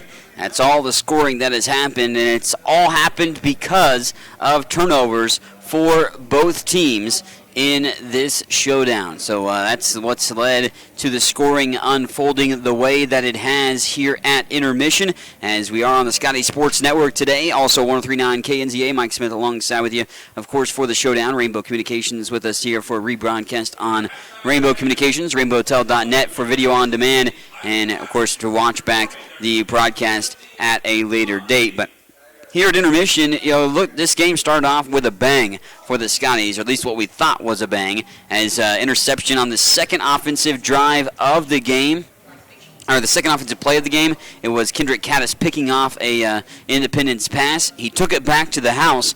That was called back, though, unfortunately, on a penalty, and Highland still was set up with a short field. They had to settle for the field goal, but a 45-yard field goal by William Solomon got Highland on the board, 3-0 with 12:45 to go in the first quarter of action. Highland, though, then had opportunities that went awry for themselves. Offensively, they fumbled the ball 4 times, did Highland, in the first half. Lost 2 of those fumbles, and those 2 lost fumbles were actually inside the red zone for the Pirates to set up opportunities to score. Third down, facing Independence, about 8 yards needed. Well, they were able to cash that in, actually 7 yards on a third down play. They went 8 yards and got into the end zone on a Brandon Bia touchdown run, and then the PAT was blocked by Highland, the 5th blocked kick, PAT or field goal on the season by the Scotties, but it made 6-3 after the touchdown run by Independence. 7:56 left to play in the first quarter. It was that score. Another fumble recovery led to a short field again for Independence, and they cashed in on a 32-yard field goal, making it 9-3 at that point. Highland's defense held it to a field goal situation, which was probably a little bit of a win in that one, just depending on how that thing unfolded because of the turnover itself. They got that situation under wraps, it seemed like Highland did. They started to move the ball a little bit. They got things, to go their way with another interception. Demarion Williams picked off a pass, as did Kendrick Caddis, as I mentioned earlier. But the Williams pass ultimately set up Highland with a short field. They got all the way to the 1-yard line twice and could not cash in. 3rd and goal from the 1. Unfortunately went backwards by a few yards, set up a 20-yard field goal that Highland missed off to the right, and that kept it 9-3, and it stayed that way for the rest of the first half, and that's where we are here at intermission, 9-3. Highland's defense holding serve, but giving up the 2 scores when they're put it on their heels in the red zone, and all points coming off of turnovers here at intermission as well. Scotties offensively have struggled. They actually had negative yardage for quite some time because of the fumble issues earlier on in this ball game, and have actually ran 27 plays but only gained 30 yards officially for the Highland offense. Only 97 yards for Independence, so defensively, Independence not even over the century mark themselves. They ran 35 plays, so kind of even. First downs even, 6 for Independence, 5 for Highland. Rushing yards, 40 for Independence, 16 for Highland, 14 passing yards for Highland to 57 for Independence. Turnovers, both being an issue so far in this showdown. A couple of interceptions and a fumble for Independence. 2 fumbles for Highland lost. So 5 total turnovers in this game between the 2 teams. Penalties also a bit of an issue at times. 5 for 36 and 4 for 18 for Highland and Independence respectively. in that capacity. Offensively in this showdown, D.D. Hall has 28 yards rushing on 6 carries. 26 yards on 5 carries for Willie Jordan. Tristan Spear with 4 carries for a net 2 yards on the day. Of course, he lost some yardage on some of the fumbles earlier on in the ball game. Tristan Spears 2 for 7 for 8 yards passing. Kyle Kearns 1 for 2 for 6 yards. As Ronnie Jameson, Narcus Driver, and Willie Jordan all have a pass reception. Jameson 8-yard catch. Driver with a 6-yard catch in this showdown. Independence offensively for them, Rakeem Boyd, who went out of the game with an injury and did not return during the second quarter, had 12 carries for 31 yards, and Doy Hopkins had 4 carries for 7 yards, and Tyron Taylor 3 carries for 4 yards. Brandon Bia is 5 for 12, 2 interceptions and 57 yards. No offensive numbers that are that spectacular to look at here as we are at intermission for the 5-1 Independence, taking on, of course, your 2-3 Highland Community College Scotties. Defensively, on the side of you look at Independence defensive numbers in this showdown. Nice 4-tackle day by Kirkland Joseph on several other guys in the vicinity of 2 to 3 tackles on the day. Kendrick Caddis is spearheading the defensive performance for Highland. He's got 8 tackles. Jeremiah Hill with 5. Of course, Caddis with also an interception on the day, along with Demarion Williams, an interception here for today. Pass breakup by Isaiah Gray, which was a really good play. It almost was an interception of his own. Isaiah's got 4 tackles. Rico Hanna with 4 tackles. And Hanna does have a sack on the day, too. Hanna got credited for the blocked kick, by the way, just if you were wondering on that statistic being credited to Rico Hanna at the blocked kick capacity for himself. So Hanna, Caddis, and Hill especially all having strong defensive days at the linebacker spot, but Highland offensively struggling yet again to find consistency and moving the ball, and they trail 9-3 here at halftime. Thanks for tuning in here to the halftime show. We'll take another quick break here, and when we come back, we'll talk about some other sports for Highland Community College, give you a lowdown on the latest there, and kind of preview some things coming up for Highland Sports with our Scotty Sports Talk on the horizon this coming week. That's all coming up here on the Scotty Sports Network and 103.9 KNZA. Hi, Mr. Diamond Dan for Diamonds by Design Jewelry Stores. Diamonds by Design is a full-service jewelry store with a variety of fine jewelry to fit every budget. Come in and let Marcia and her staff help to make your special occasion even more special. Diamonds by Design, locally owned and operated for over 15 years, and we specialize in custom design jewelry with a full-time designer in-house and computer software that lets you build your very own custom design jewelry. Come see Diamonds by Design at 21st and Wanamaker in Topeka. Highland Community College continues to make college more affordable. Administrated by Nelnet Business Solutions, HCC now offers payment plans. Any student taking an HCC course may finance their tuition fee and main campus housing via one of 3 different payment plans. Choose from day, evening, weekend, or online classes with one great low rate. Associate's degrees and transferable classes with financial aid and scholarships also available. Highland Community College. From here, you can see anywhere. This is the latest from your only source for local daily news. I'm Michael Norton with Greg Bevermeyer reporting on this Sunday, October 15th, 2017. 2 inmates who escaped from the Marshall County Jail Saturday afternoon have been apprehended. Sheriff Dan Hargrave told the Marysville Advocate that the escape occurred after a fire was set in the jail. Hargrave said one of the escapees stole a truck at gunpoint from the jail parking lot, fled north, and was apprehended near the Kansas-Nebraska state line. Hargrave said shots were fired during the escape, but no injuries were reported. No additional information was released. The Kansas Bureau of Investigation will be taking over the case. A Holton woman escaped serious injury in a single-vehicle weather-related wreck yesterday afternoon. The Kansas Highway Patrol says 38-year-old Laura Robbins was eastbound on I-70 at Adams Street in Topeka when her Mitsubishi Eclipse hydroplaned. The vehicle went across all 3 lanes of traffic, left the roadway, and struck a guardrail. Robbins, who was wearing a seatbelt, was transported to Topeka's St. Francis Hospital with what the patrol described as possible injuries. The wreck was reported around 3 Saturday afternoon. Kansas' proposal would set interest rate cap on payday loans. Greg? Kansas lawmakers are proposing a bill that would set a maximum interest rate for someone taking out payday or other short-term loans. The Wichita Eagle reports that a special legislative committee met Wednesday to consider the bill, which would cap the annual interest rate at 36%. Supporters say the limit would help borrowers who are caught in a cycle of debt and unable to get out. Opponents say the bill would effectively eliminate the payday loan industry and limit a source of credit used by many Kansas residents. The Kansas office of the state bank commissioner says more than 60 companies in the state provide payday and title loans at more than 300 locations. The committee did not make any recommendations on the proposal Wednesday. A Kansas lawmaker is pushing for new procedures for responding when children in foster care go missing.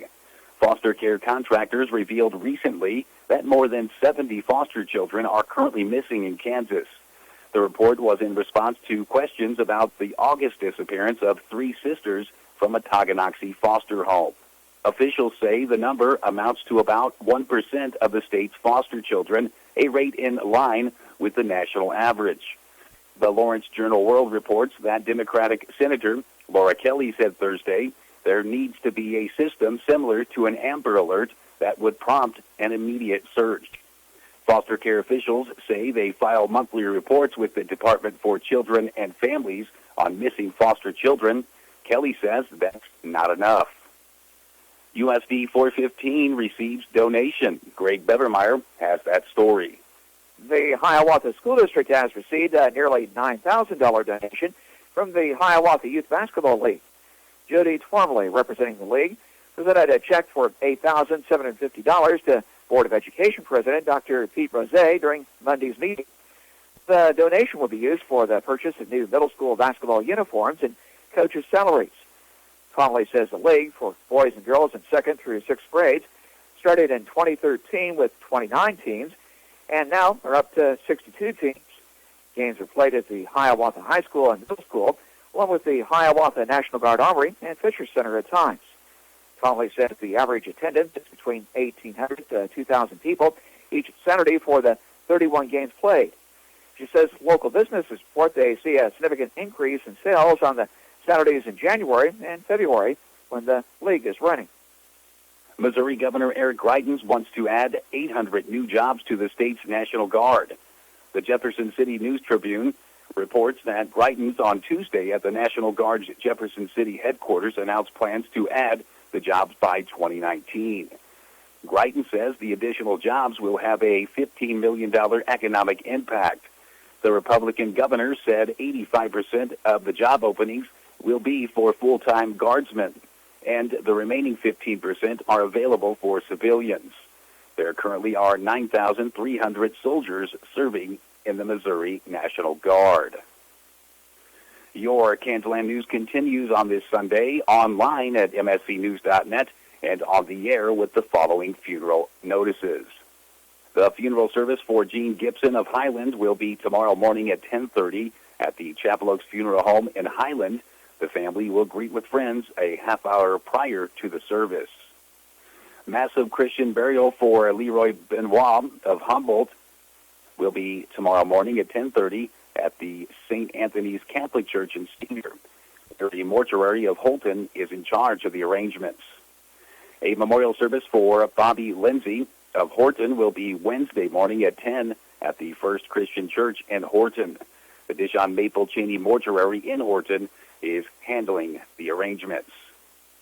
And that's your latest local news on the air. For full details, see us anytime online at mscnews.net. I'm Michael Norton for Greg Bevermeyer reporting on this Sunday. Here's a look at your Kansas radio listening area forecast. We'll see lots of sunshine across the area for this afternoon with high temperatures in the upper 50s close to 60. Weather winds a bit breezy from the northwest around 10 to 20 miles per hour. Then for tonight, mostly clear skies, some patchy frost possible late upper 30s. Lots of sunshine into the day on Monday with highs reaching into the upper 60s, close to 70 degrees. And for your Monday night, low 40s. Into your Tuesday, that stretch of mostly sunny weather looks to continue with highs in the lower 70s. Even into your Wednesday, still expecting lots of sunshine there with highs back up into the mid-70s. And even into your Thursday, sunny, dry weather conditions highs around 75 degrees. By the time we hit Friday, reaching the mid to upper 70s with mostly sunny skies. That's your latest forecast from the Weather Eye Weather Center, powered by weatherology.com. I'm meteorologist Michael Caro. Attention farmers, poor drainage got your yields down? Precision Grading Design can help. With more than 8 years' experience, Precision Grading Design has the experience you are looking for in site development, terrace design for drainage solutions, and any civil grading projects. They also do private surveying and mapping and cater all design projects to be built using the latest GPS construction equipment, ensuring quality, accuracy, and efficiency. Contact Rocky Runke at 785-444-3702 or visit precision-grading-design.com for more information on Precision Grading Design of Highland, Kansas. Friends and neighbors, live easier through many financial services provided by the Bendina State Bank. They're your community-minded local bank, delivered to hard work for their friends and neighbors. Financial services provided include checking and savings accounts and loans for agriculture, home, and auto. Depend on your friends at the Bendina State Bank to help secure your future. Member FDIC, an equal housing lender.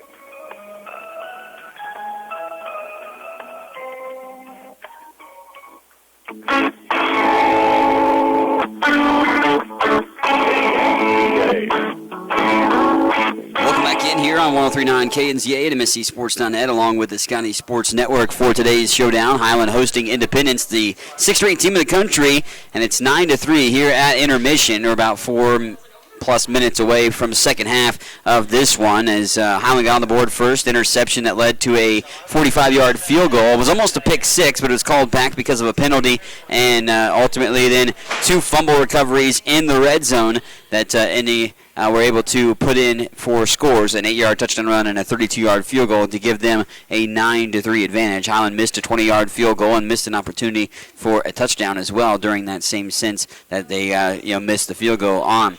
But looking at some other Highland Community College sports, in volleyball, the Lady Scotties are ranked 18th in the country, now 23-10 on the season. 5-2 in Jayhawk Conference play. Most recently in Jayhawk Conference action, lost last week to 19th-ranked Neosho in 4 sets. And at the Iowa Western Tournament, Highland Volleyball over the weekend went just 1-3. Lost to some very tough teams in Iowa Western in 3 sets and Monroe College in 3 sets. Lost a tough 5-setter to a D1 Colby team that was ranked this season. They did beat Independence 3-0 for the final game of that showdown. Cross-country action most recently was at Fort Hays State. The cross-country men here for Highland are tied for 24th in the nation on the NJCAA D1 poll, while the women are 16th ranked team in the country. The Highland women finished 7th of 14th at the Fort Hays State Invite, where Ivana Uribe finished 29th and Justine Cantu finished 41st. The men finished 5th out of 15 teams on the day. Zacharias Filippo finished 15th, and Antoine George III finished in 40th. Up next for the Highland volleyball team is a date with Johnson County this coming Wednesday on the road in Jayhawk Conference play. Also up next for the cross-country team will be in action at Johnson County as well. That will be on October the 20th. Coming up this week, Scotty Sports Talk, 3rd edition of the season, normally on Monday nights. Will not be taking place Monday. Will be later this week, so be on the lookout online at HCC Scotties on Twitter and ScottyAthletics.com for the update of when we will air it. We're still awaiting the time to put that together, but we will have Scotty Sports Talk this week. Interview with former Highland football player Brandon King, now New England Patriots safety, will be featured on this week's Scotty Sports Talk. Again, date and time to be determined this upcoming week. And get ready for the high school, but I should say college basketball season with an opportunity to win pizza for a year at the Highland Stop and Shop promotion. You can win pizza for a year by buying a full pizza at the Stop and Shop here in Highland, and you get a card when you buy a full pizza. Take those cards with you to all home basketball games, and you can give it to the ticket taker there at the home basketball game. Then at the halftime mark of the game, if it is a doubleheader, it'd be the second game, they will draw a card, and if it is your card drawn, you win a free pizza automatically, but also get a shot at a half-court shot to win pizza for a year from Highland Stop and Shop. More information on that promotion, check out online at ScottyAthletics.com for an opportunity to get some pizza for a year, courtesy of Highland Stop and Shop here in Highland, and that will be taking place over the course of the college basketball season with opportunities to shoot half-court shots. Again, more details on that at ScottyAthletics.com. We're going to slip in a 30-second timeout, and when we come back, we'll be ready for the second half between Independence and Highland here on the Scotty Sports Network and 103.9 KNZA. Hi, this is Diamond Dan for Diamonds by Design Jewelry Stores. Diamonds by Design is a full-service jewelry store with a variety of fine jewelry to fit every budget. Come in and let Marcia and her staff help to make your special occasion even more special. Diamonds by Design, locally owned and operated for over 15 years, and we specialize in custom design jewelry with a full-time designer in-house and computer software that lets you build your very own custom design jewelry. Come see Diamonds by Design at 21st and Wanamaker in Topeka. Kansaland Radio. Ready for the second half. Back deep is the Scotties, ready to go to field this one. They will go left to right across your radio dial here in the second half and receive the second half kick in this matchup as we get prepared for the second half of this showdown. Highland offensively has continued their struggles here this showdown as well. Fumbled the ball early on and could not hold on to it, but they want to put things together here and put that in the rearview mirror and just focus on what stands in front of them in this second half, because, well, they're not out of this ball game like they've been in every contest thus far this season. They're in it, and they have an opportunity to perhaps come out on top. Wolf sends this one end over end, but a little low line drive that'll be fielded off the ground inside the 10. Picked up by Ronnie Jameson, who's got some open space. He's up to the 30-yard line. Now cuts back, and he's going to get to the 40, up ahead of the 40, past that, close to the 45. Good return by Jameson of nearly 35 yards. Ronnie Jameson maybe providing a spark on special teams. They need that. The return game has been, not too bad this season, but definitely could be a little bit better. And a couple of big returns today have helped, Scotties with some good field position. But a nice return of 34 yards officially for Ronnie Jameson is going to set up Highland on their own 42 officially is where Highland takes over. Tristan Spear will get the call at quarterback to start the second half. Jameson will be the lone receiver split out to the far side. The tight ends offset to the near side of the formation with Driver. Trip receivers as well as they go empty backfield. Looking to air it out perhaps on the first play of the second half is Highland. They went for a big pass play with Jameson in the first half, were unsuccessful at doing so. Penalty flag flies out, and there might have been a false start or delay of game. Actually, delay of game. Scotty's unprepared there. Spear pointed over at Jameson on the far sideline like he wasn't lined up right or something. And now Jameson frustrated on how that situation unfolded because it's going to cost Highland 5 yards before they even snap the ball for the first time in the second half. And a delay of game call pushes Highland back inside their own 40-yard line. And now 1st and 15. Albert Howard split out to the near side as they have the back of the backfield and Willie Jordan directly behind a quarterback Tristan Spear in the shotgun. Twin receivers, now man goes in motion. They fake the handoff to the receiver, cutting across. Jordan gets it, goes off to the tackle on the left side, but nowhere going. Great tackle by Emmett Gooden as the defensive lineman comes up with the tackle and brings in Jordan for no gain. Not much offensively rolling for the Scotties. They did put together an offensive drive that stalled out around midfield. That was a nice play or two that had attached to it. Twin receivers to the near side and to the far. Spear in the shotgun with Jordan in the backfield directly behind him. And Spear turns around, puts it in the breadbasket of Jordan, who lowers his shoulders, lunges forward. He's going to get ahead of the 40-yard line up to around the 41, 42. Back to the original line of scrimmage, basically. Going to get that 5 yards perhaps, just shy of the 5 yards back from the penalty. 3rd and 11 after the 4-yard run by Jordan. Got to get some open holes from that offensive line up front.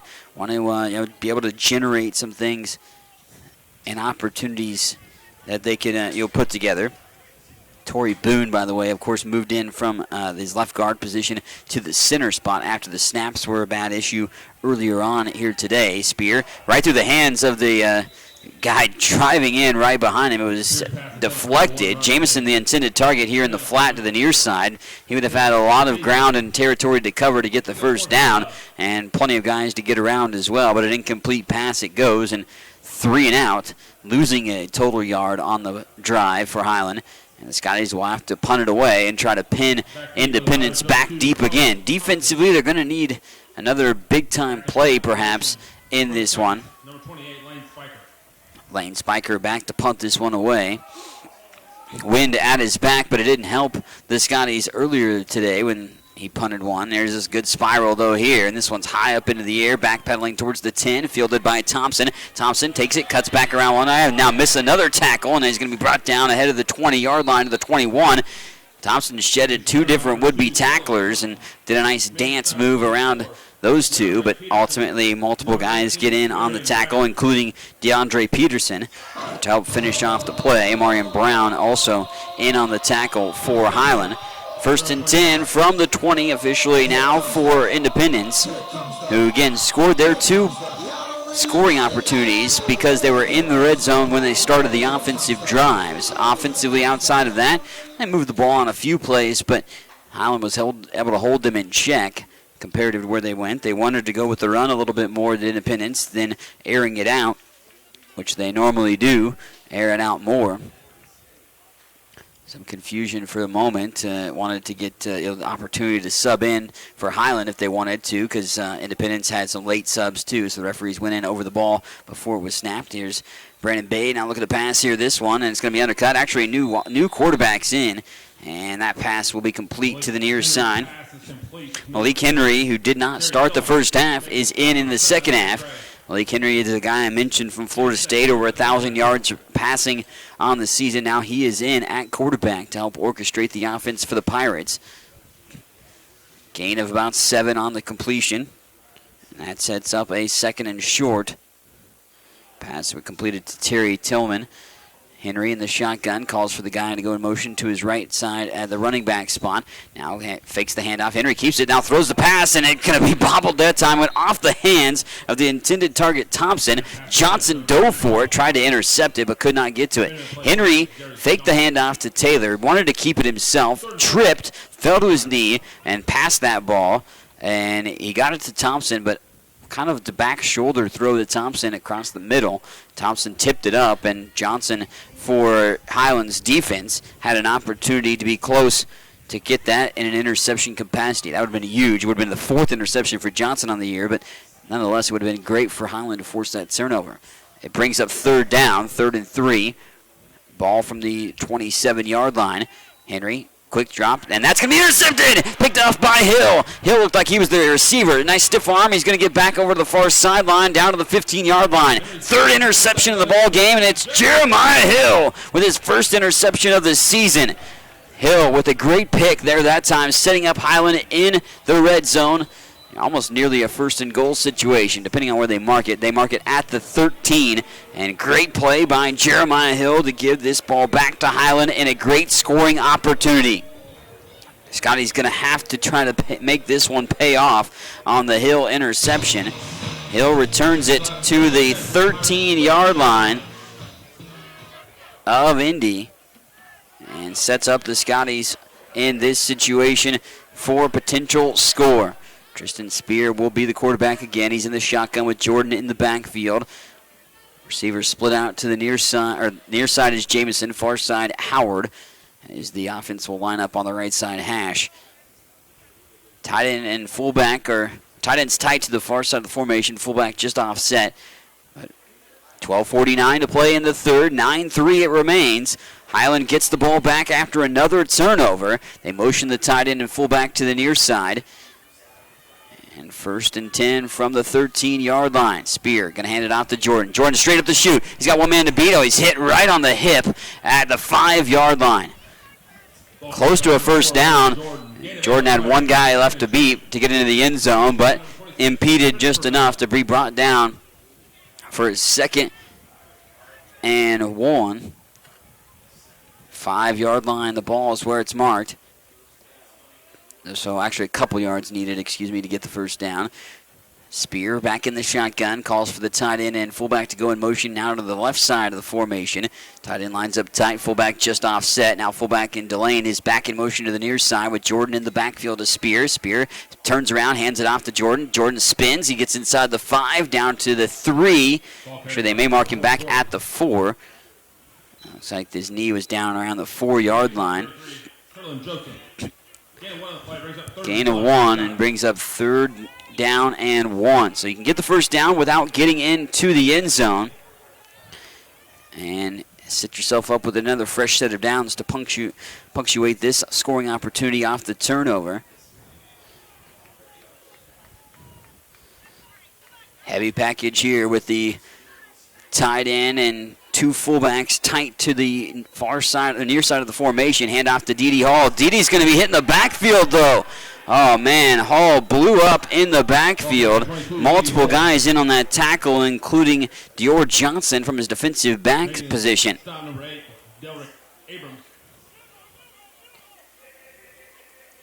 So we'll see if they want to go with a field goal or they want to go for it on fourth down. The loss of a couple yards in the field goal unit, and William Solomon will come back out on the field. Solomon 1 for 2 today. Spear the holder, and will hold it around, looks like the 14-yard line. Be about a 24-yard field goal. Solomon missed a 20-yard field goal, but made a 45-yard field goal. Puts this one up and going to split the uprights this time around. So Highland does get points off the turnover. The interception by Jeremiah Hill leads to the field goal from about 24 yards out from Solomon and makes it a 9-6 contest with 10:42 left to go here in the third quarter. Highland strikes first in the second half on 103.9 KNZA and the Scotty Sports Network. If you have heard stories about college debt and what it is doing not only to the students who borrowed the money, but also to families who co-signed those loans, you may have concern about your own college future. Check out the difference it makes to attend Highland Community College before transferring to a four-year institution. Going to Highland will save you thousands of dollars in college expense. Literally, you'll be able to start your life after college without the burden of debt that is impacting so many families. Check it out at highlandcc.edu. Highland Community College. From here, you can see anywhere. Kansaland Radio. Will Solomon set to kick this off after the 23-yard field goal officially made by Solomon. Makes it a 3-point contest, 9-6. That comes with 10:42 on the clock in the third, and also comes after the third interception thrown by Independence here today. And high kick, but a short kick at that, fielded at the 25-yard line, and going to be cut back over to the far sideline, cutting all the way across the field, fielded by penalty flag comes flying in from the near sideline, Judge, not even away from where the ball finished off, but fielded around the 25, returned to around the 30. Not much return, a lot of yards covered, but not in the north and south capacity. And penalty flag is on the play. We'll see what the White House has to indicate in this one. Return. Personal foul. Late hit. Return team, number 22. Half the distance to the goal. Automatic. First down. Costly penalty for Independence. There, as you heard it, going to be half the distance to the goal. A nice mark-off in this situation. Now here's Highland's defense with Independence on their heels, back at their own, just inside the 15-yard line is where they set up offensively for the Pirates. But defense has played exceptionally well, forced a lot of turnovers here today. 3 interceptions, 1 fumble recovery, and Highland wants to get the ball back yet again in a quick fashion. Great plays all around defensively. The linebacking core has been phenomenal today for Highland. And you got Taylor as the back in the backfield with Henry again now at quarterback, taking over that position here in the second half. As Brandon Bia was the quarterback there. And now it's going to be a popping loose of Taylor. Taylor now starting to stay alive. He dances around the 2-yard line, and he's going to lose yards on the play. Penalty flag flies in late at the end of the play as it wraps up. Rico Hanna with the tackle ultimately of Taylor for what will be about a 2-3-yard loss. Taylor lost the handoff in the backfield, picked it up and fielded it around the 2. And instead of being tackled around that capacity, he was able to get back closer to the original line of scrimmage. The player missed the block. No penalty flag on that play. Close to a potential block in the back. He said player missed the block, so I'm assuming that's what he was thinking, a block in the back situation, but it did not happen. So brings up second down, loss of 2, second and 12, 10:22 to play in the third, 9-6 Independence on top by a field goal after the 23-yard field goal by Solomon came for Highland after the Jeremiah Hill interception, set up the Scotties on the 13. Henry in the shotgun, one load back to his left side. And they go with twin receivers to the near side, one lone receiver split out far. Henry claps his hands, calls for the snap. Quick drop over there. He's got his tight end, Cannon. Cannon's going to be pushed out of bounds. May get the couple yards back to the original line of scrimmage, but pushed out of bounds. Good coverage.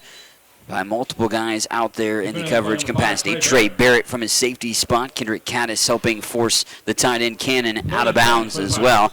Cannon, again, has been a guy that's been targeted multiple times this season, but also multiple times this game. That's his third catch of the contest. Nobody else with more than one, but they have pretty good ball distribution to the Pirates throughout the course of the season. Thompson Jackson lead the way, but I haven't seen Calvin Jackson be involved at all in this contest. Thompson has a little bit. Henry got plenty of time in the pocket, goes down the middle into double coverage, triple coverage. Actually, 3 guys were in that vicinity, and pass incomplete.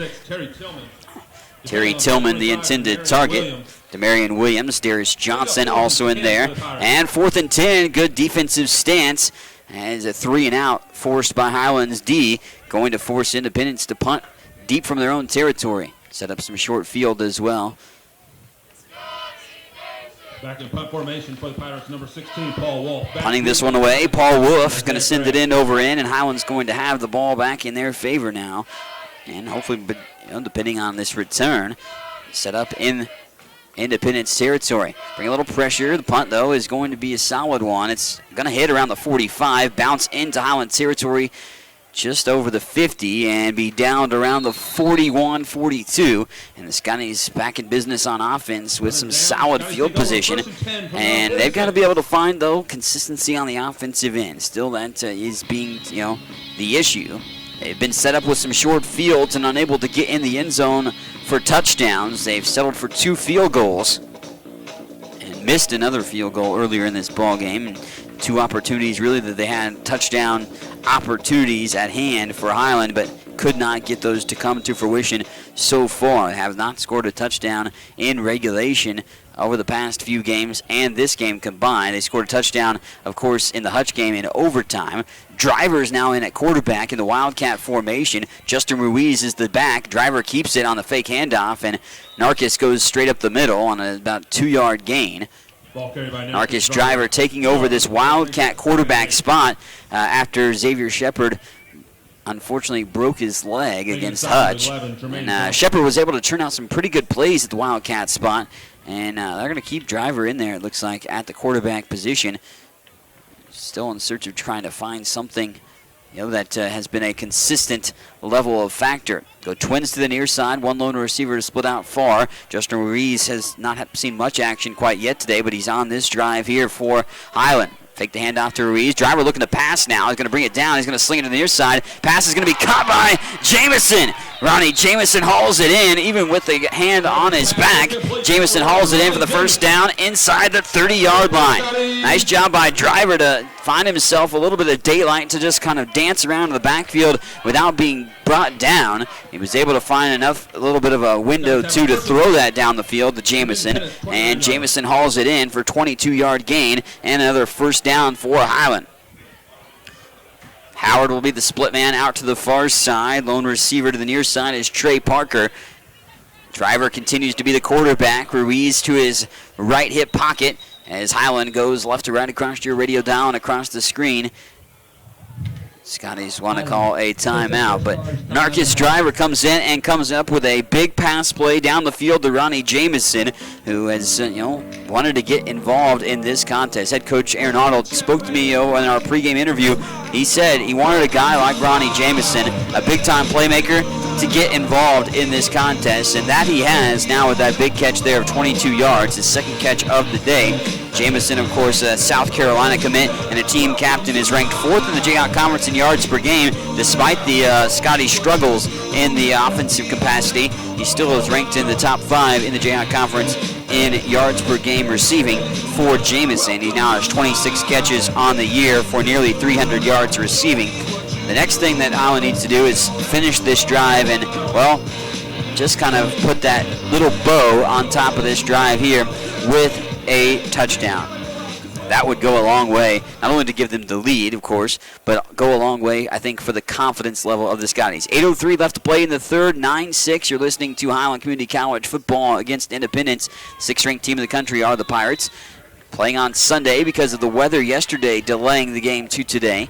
On the Scotty Sports Network and 103.9 KNZA, Mike Smith alongside with you here. Driver takes the snap, going to hand this off to Ruiz. He's open field, and he's got some space on the far side for the moment, but until Linebacker Logan Schaefer read that to perfection and made a textbook wrap-up tackle. Schaefer with 20-plus tackles coming into today makes the open field tackle as the freshman from Florida brings down Justin Ruiz, freshman from Atlanta, Georgia.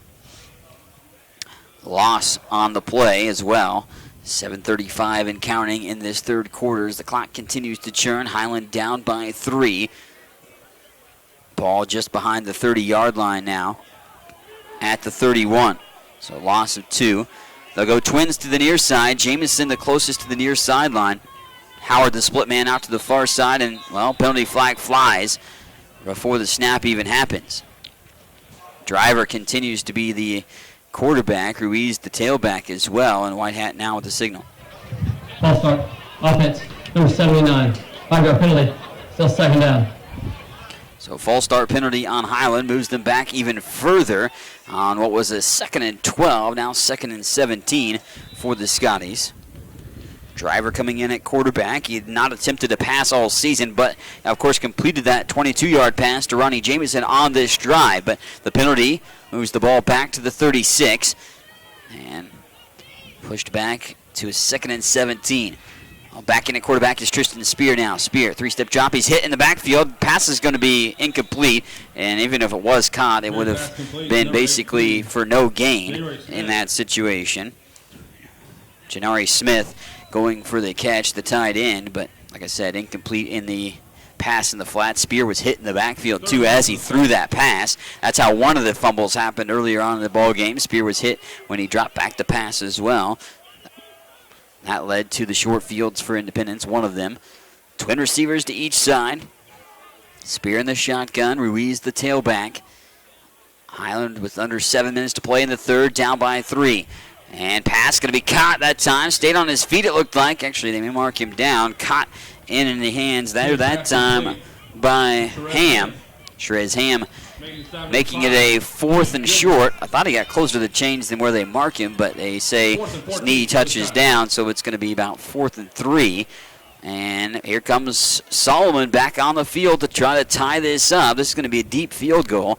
Ball will be placed and held right on the 39-yard line. So this will be a 49-yard field goal, which would be a school record, breaking his own record for Solomon if he can get this 49-yard field goal with just over 6 minutes to play. Solomon gets this kick off, and it's oh, man, didn't have enough distance. It was on line, but falls just a bit short, just grazing the crossbar, and William Solomon unable to get that 49-yard field goal opportunity, as that would, again, been a new school record if accomplishing that feat. But the 49-yard field goal falls short, and it remains a 3-point contest, as Highland had an opportunity yet again, but unfortunately comes up empty with a couple of missed field goals here today. If they would have made, one of those, they would be tied at 9, but 9-6 it remains. 6:09 left to play here in the third quarter, and the defense wanting to come out yet again with another exceptional play. Defense buckling in, and Henry back out at quarterback for Independence. Right to left across your radio dial. Calls for a man to go in motion, and that's going to be Thompson getting his hands on it on the end around. He's quickly met. Gain of maybe 1 if you're generous on the last-ditch effort on that play, but multiple tacklers in on that one for Highland to bring him down. Ball is run by number 2, Carlos Thompson. And Thompson coming on around on a jet sweep type situation brings up a 1-yard gain. So 5:45 and the clock continues to churn. Highland defense looking to force another 3 and out just like they did last time around. Force another turnover perhaps as well. They've gotten 3 interceptions today, 4 turnovers forced. Here's Independence in the shotgun. They go twins to the near side. There's a little movement as Cannon's going to go down the middle, and he's got it. The tight end again, right down the middle. Darius Johnson upends him, but not until Bryson Cannon gets past midfield, up past the 45, and around to the 43-yard line. Bryson Cannon with another big-time play. The freshman from South Carolina has been the go-to guy, whether it be Henry or Brennan Bia at quarterback. As that was Cannon's, I think, 4th catch of the day. Henry calls for the snap. Here's the handoff in the backfield to Kingston Davis now coming in at tailback. Ball carried by Kingston. Tackle by Ed Rowe up front alongside fellow different defensive lineman. But Ed Rowe bringing Davis down for a 2-yard gain. In Scotty territory, though, after the pass across the middle to Cannon. That was a big play for Independence to get them going in that situation of 24 yards on the completion. Henry claps his hands again, gets the snap. Now he's going to be pressured in the backfield, rolling out to the far side, still under duress, throws it up for grabs and out of bounds. Just throws that away and brings down 3rd down. Henry's pass. Pressure coming from the defensive line. Great play. Ed Rowe was in pursuit, as well as Jamal Winter and Jakeem Green. Lauren Young up front, too, for Highland. Brings up 3rd down. Pass was just thrown away from Henry, and Independence driving into the wind. Northwesterly wind, basically, of 12 to 15 mile an hour coming throughout the day, and kind of being the same factor throughout the course of the contest. Mid-50s for today's temperatures, so a little bit cooler, but a lot nicer weather than yesterday's rainy, dreary day. Here's pressure coming. Pass out to the flat. It's caught by Thompson. He's going to be hit and pushed out of bounds. Johnson and Caddis getting into that. Excuse me, that is Jeremiah Hill as well. And Darius Johnson ultimately with that final hit, bringing up 4th down. Henry staying out on the field with the Pirate offense. Another big 4th down stance here for Highland, perhaps. Going to be needed to keep Independence from continuing their offensive drive. 0 for 2 offensively on 4th down is Indy today so far. But here's another 4th down, about 4th and 4. Here's a little pressure over the middle, and it's going to be stabbed out of the air and caught. Thompson comes up with a big catch against the safety, Trey Barrett. Rico Hanna was coming in at the quarterback, but Thompson gets that catch and gets the 1st down, too, just inside the 25-yard line down to the 24. First 4th down conversion of the day comes for Independence to continue this drive. 9-6 lead for the Pirates. Highland, though, looking to get the ball back here quickly with 3:25 to go in the 3rd. One back in the backfield. Off the quarterback in the shotgun formation for Henry. Twin receivers to the near side. And they fake the handoff. Penalty flag comes flying out. Flag comes in out. There is a pass complete, and it's a touchdown right now for Independence. But there's 2 flags on the play. Pass across the middle. And we'll see if that will stand. There's penalty flags coming out from 2 different places. One from the far sideline and then one from the back judge, too. And as this touchdown might not stand. Deshaun Applewhite, I think, was the guy that caught that pass, but we'll wait and see what it's called. Offside, defense number 92. Offense, those fouls offset. Oh, there was a penalty on Highland, but as you heard, there was a penalty on Independence as well. So instead of moving them backwards for Indy, it at least negates the touchdown because you'll hit the reset button and replay the down. Highland will take that. They take anything that you can get to keep Independence out of the end zone for that play. But great play across the middle again where they hit a couple of big plays. One again taken away from that last play there from the touchdown. Henry will go in the shotgun with one lone back directly behind him. Appears to be Kingston Davis, who's getting some opportunities now in the backfield. Haven't seen Boyd come back after leaving with an injury earlier. And there's a penalty flag flying before the snap happens. Usually this is a false start on the offense. False start. Offense, number 65. False start on the offense, indeed. So now Indy does move backwards after the penalties that were offset negated the touchdown. The Pirates get a full start call upon them, and the ball will be pushed back to around the 30-yard line, 1st and 15. Substitution coming in, defensive back capacity. Javon Jones coming in at safety. Henry calling for some guys to be on the move here for the wide receiver capacity. Marquise King goes out, now splits out to the far side. One lone back in the backfield is Davis. Henry calls for the snap, 3-step drop. Now he's under duress, and the ball's going to be hit as it was thrown. Incomplete pass. Great job there. Pressure by Fofana as Fofana was able to get to Henry and force the errant throw. Henry upset on something as he looks towards the far sideline, but 2nd down after the incomplete pass. Omadou getting in and breaking up that would-be pass across the middle again as Henry was looking, for a short completion perhaps. 9-6 with 3:10 to go in the third. Clock stops with the incompletion. Kingston Davis the back to the left hip pocket of Henry, the quarterback in the shotgun. Twin receiver to the near side. Henry rolls out to the near side. Now looking to dump pass, finds Thompson, who shakes around one defender. He's still got opportunities to continue to go. Ball's coming up again. The ball's on the ground as Bryson Cannon picks it up, and he'll actually move it forward for a close first down. Close to the 10-yard line, it will be, or the 15-yard line, and it will be a first down. And the ball fumbled by Thompson. Then it squirted loose from the pile, and Bryson Cannon was Johnny on the spot and was able to move that ahead for a first down. Wow. Talk about a nice break for Independence in that situation. You fumble the ball, you think you might lose it. Instead, you actually gained the first down in the entire situation as the ball was advanced just shy of the 10-yard line to the 11, so a first down can be garnered at the 1. Henry in the shotgun with Davis as the back in the backfield. Twin receiver to the far side. Davis, no, it's Henry with the quarterback keeper. Goes down to the 5-yard line, upended and short of the goal line. Isaiah Gray sent Henry in the air, and Henry will be downed around the 1 to 2-yard line. Yeah, down about the, actually they may mark him back about the 3. 2nd and 1. So you can still get a first down and goal to go situation if you can get the first down if you're Independence. But 2:15 to go in this third. We're just after 3 o'clock. And Highland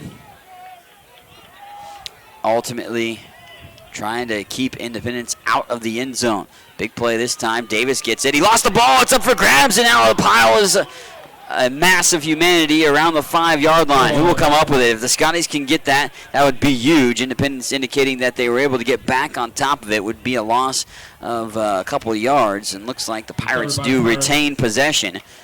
As, man, Highland almost caught the break they needed there to get the ball back. Fofana was in the vicinity, and the closest guy, I think, on the bottom of the pile to get that, but Independence back on top of it. And now 3rd down. Ball around the 5, and huge 3rd down play. Well, timeout called, it looks like, with 1:21 left to play in the third.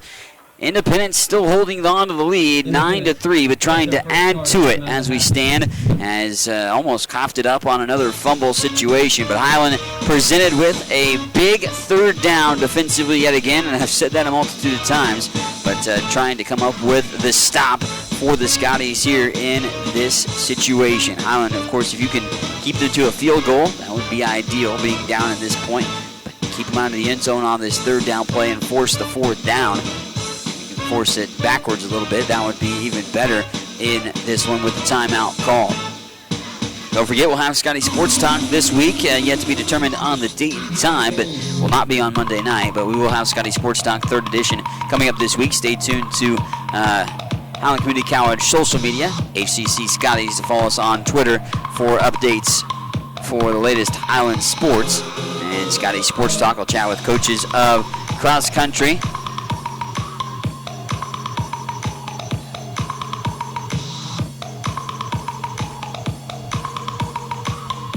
.121 left to play in this 3rd quarter.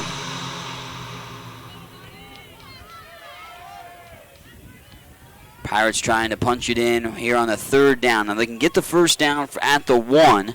Henry in the shotgun formation. New back in the backfield, it looks like. And twin receivers split out to the far side, and they'll hand it off and try to get this. Cut back towards the middle, and he's going to be gobbled up by a multitude of tacklers by Highland. And not going to get the first down, that's for sure. Gain of 1 or 2 yards. Jermaine Johnson coming in and carrying that ball. Brings up 4th and 1. And Henry remains on the field at the moment, but we'll wait and see what Indy wants to do. Do they want to go for the field goal, or Henry's going to stay out there on the field looking like they want to go for it here on 4th down? try to get into the end zone, and that would be a big-time play if Indy is able to punctuate this into the end zone. But a defensive stop would be even bigger for Highland, of course, right now, as Henry calls for the snap. Wait. Stoppage of play. I didn't see yellow come out. I think there was a timeout called. Takes their second charge, time out of the half. Yeah, Indy called the timeout. Coach Brown over on the far sideline wants to talk things over on that fourth down play. They snapped the ball like they were going to go for it, but ultimately they, see themselves call the timeout and want to talk things over here on fourth down. So 4th and 1 from the 3, excuse me. And they get the first down in this situation. You can if you're Indy. So we'll see what they want to do. Or maybe they come out of this timeout saying, let's go for the points and kick the field goal and try to add to the lead, push it back to 6 where it was just a little while ago in this scenario. Well, wait and see how that one will come to fruition here. Nonetheless, it's going to be a big play for Highland's defense. If they try to go for the field goal, maybe you try to go for the block and block them, as you've blocked 5 kicks if you're the Scotties throughout the course of the season. Here comes the offense for Indy yet again. Henry, the quarterback, back out there yet again for Highland, or for Indy. Henry with recently checked in tailback in Jeremiah Johnson, who carried the ball a moment ago on that last play to set up this 4th and 1. Henry calls for the snap, fakes the handoff to Johnson, and looking to pass, goes up the middle, and that's going to be intercepted! Picked off that time by Trey Barrett in the end zone, and that will negate any score, and it's another turnover as Highland picks off another pass. Trey Barrett intercepts that pass that time around, and the interceptions continue to pile up for the Highland defense. Nice job there with the 4th pick of the ball game. Trey Barrett getting this one, his first interception of the season. He has 22 tackles this year, but ultimately he gets the interception to negate the touchdown opportunity that was there in front of Indy. Trey Barrett with the interception did bring it out of the end zone. So Highland pinned back at their own 5-yard line for 1st and 10 with 24 seconds to go here in the third quarter. Quick handoff that time. Justin Ruiz got some space, stiff arm, and he's going to be brought down from his legs. Open field tackle. DJ Williams was able to bring him down. Also Wilson in on the tackle, but Ruiz turns out 9 yards on the run. And 2nd and 1. From around the 15-yard line. 14-yard line officially. 15-yard line, it'd be a first down. That'll end it for the third period. Big stance by the defense. The 4th interception, 5th turnover garnered by Highland's defense keeps Indy out of the end zone and keeps this a 3-point game. 9-6 as we head to the 4th and final frame here on this Sunday afternoon at Kessinger Field in Highland, as Indy leads at Highland 9-6 on 139 KNZA and Scotty Sports Network. Attention farmers, poor drainage got your yields down? Precision Grading Design can help. With more than 8 years' experience, Precision Grading Design has the experience you are looking for in site development, terrace design for drainage solutions, and any civil grading project. They also do private surveying and mapping and cater all design projects to be built using the latest GPS construction equipment, ensuring quality, accuracy, and efficiency. Contact Rocky Runke at 785-444-3702 or visit precision-grading-design.com for more information on Precision Grading Design of Highland, Kansas. Hi, this is Diamond Dan for Diamonds by Design Jewelry Stores. Diamonds by Design is a full-service jewelry store with a variety of fine jewelry to fit every budget. Come in and let Marcia and her staff to make your special occasion even more special. Diamonds by Design, locally owned and operated for over 15 years, and we specialize in custom design jewelry with a full-time designer in-house and computer software that lets you build your very own custom design jewelry. See Diamonds by Design at 21st and Wanamaker in Topeka. Kansas Radio. Handoff up the middle, and he's churning ahead like a locomotive for the first down. And Justin Ruiz with another ball carry and a nice solid run as well as he lowers his shoulder and goes right through the defense, straight up the gut. Justin Ruiz gets the first down, moves it up for Scotty first down to the 22, as Ruiz was able to churn out another positive run. Justin Ruiz just coming in. D.D. Hall, Willie Jordan running the ball as well, but trying to find that consistent level of offense and movement for Highland. They trail by a field goal. 14:32 left to play in the contest as we've entered the fourth and final frame. Play action pass here. Spear takes a hit. The pass goes up, and there's a flag coming out. Ronnie Jamison was bumped. I think it's going to be pass interference on the defense. Jamison nodding that way. The Highland sideline in applause of the yellow laundry on the field as well. Spear took a big lick in the backfield. He popped up, though, pretty quick, so it doesn't appear any worse for the wearer in that situation. Holding nails the receiver, defense, number 2. 10-yard penalty from previous spot, automatic, first down. Not exactly pass interference, but holding there on the receiver. So the holding call will be a 10-yard penalty and an automatic first down because of the 10-yard variety. So 32-yard line, the ball migrates up to after the penalty. And Highland now on their own 32-yard line. And a first down. Scotties have Ruiz in the backfield behind Spear. Call for a man to go in motion in the wide receiver, Ham. Here's a handoff to Ruiz, pinballing his way around, and Justin Ruiz, hard-hitting runs this time right now. Justin is out for about a 6-yard gain for Ruiz. Like I said, just kind of jostling around in between the defenders. And just a 5-yard gain. They mark it down back a yard. So ball at the 37. We go under 14 minutes to play in the game.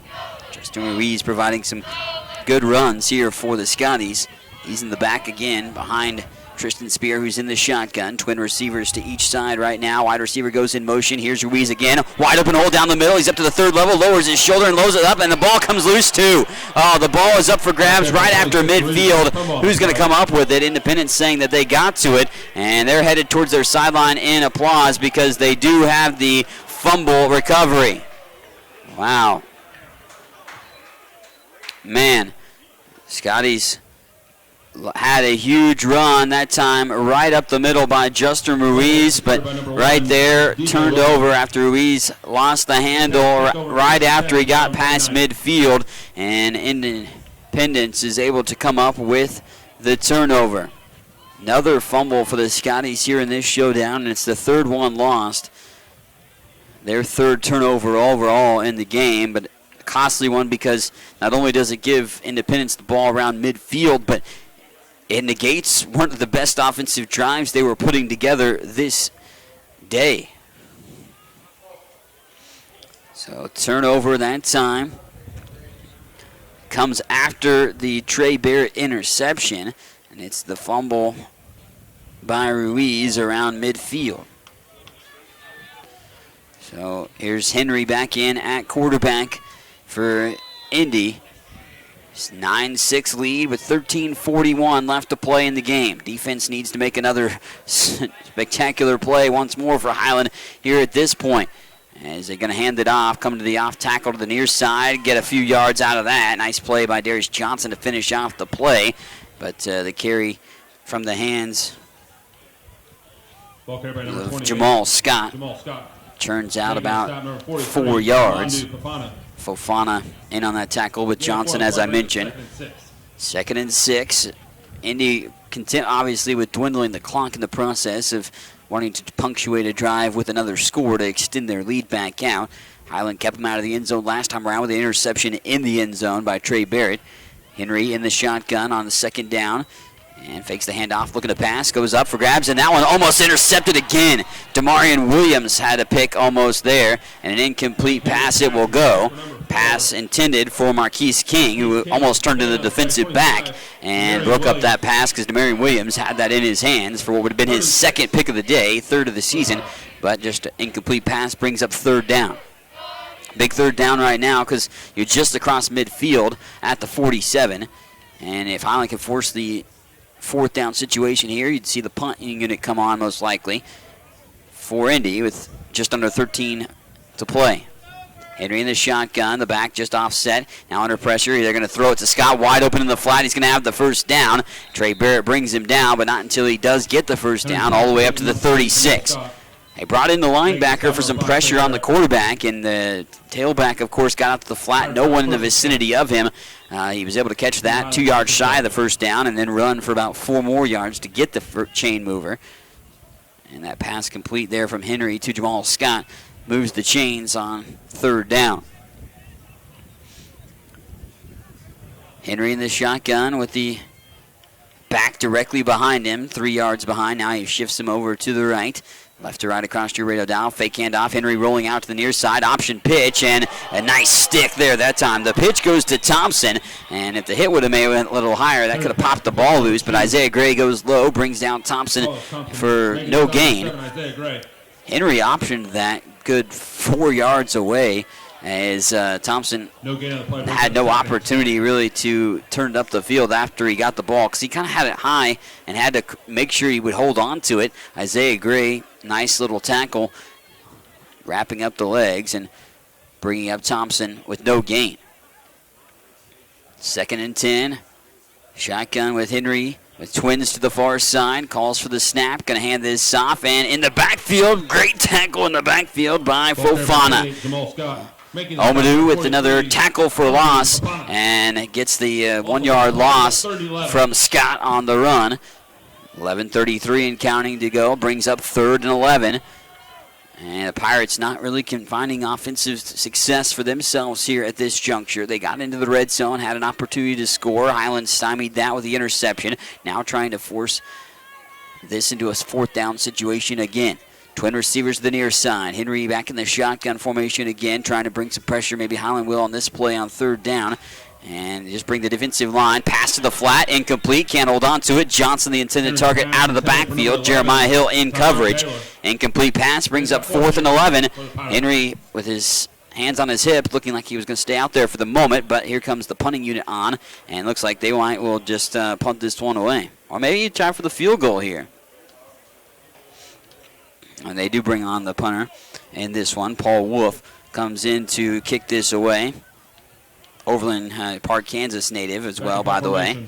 Number 16. So punt formation here, and this could pin back Highland pretty deep as Isaiah Gray's back inside his own 10-yard line, just ahead of the 5 right now, and Wolf will punt right around in midfield. He'll punt away from Gray as well and punt it out of bounds, and it went out around the 15. We'll see officially where they mark it as the far lines judge is going up to about the 18-yard line. And that's where Highland will take over. With 11 minutes even to go, the Scotties get the ball back, still trailing by 3, and looking for something offensively to hang their hats on. They need an offensive drive that can be, well, something that was like the drive against Hutchison to wrap up regulation that warranted a game-tying field goal. They don't want a field goal here. Field goal would tie it, but they want a touchdown. Something that Highland has not experienced in quite some time, a visit to the end zone. Tristan Spear in the shotgun. Willie Jordan's in the backfield, just a shade off to his left. A bobble on the snap. Spear's going to take it himself and just run it straight up the gut and be quickly brought down after about a 1 yard gain. Tristan just said, well, not going to have an opportunity to get that play off the way you wanted it to because of the bad exchange. Snap was low, and Spear couldn't field it cleanly into his hands, so he just picked it up and scampered ahead for 1 yard, 2nd and 9, as the clock continues to churn with 10:35 and counting to go. Tristan Spear's been in at quarterback ever since really the 3rd offensive drive of the game for Highland. Narcus Driver has been in a few plays at one time, but Kyle Kern started this ball game and unsuccessfully was able to move the ball. Spear has moved the ball a little bit, but Highland still hasn't been able to punctuate a drive. Penalty flag flies in as the run goes up the middle. Willie Jordan with the run. Going to be a short gain of 3-4 yards by Willie straight up the middle, and that could be coming back, though, after the penalty flag flew as the snap happened. Offside. Defense. Number 4. Lined up in the neutral zone at the snap. 5-yard penalty. Repeat. 5-yard penalty. I didn't think it was on any of that situation. But Scotties catch the break and get the penalty call, and we'll take that. So the penalty will move it to a 2nd and 4 situation now with just over 10 minutes to play off the defensive offsides by Indy. Spear back in the shotgun again. We'll go twins to the near side. Jamison split out to the near side of the screen on the Scotty Sports Network. He's the split wide receiver. Here's a handoff to Jordan. Jordan's going to be wrapped up from behind, try to spin ahead. We'll get maybe a yard out of the play, but that's about it. And it's quickly wrapped up relatively fast by Dracarius Martin. And Martin in on that tackle to bring him down for a 1 yard gain for Jordan. Sets up third and short.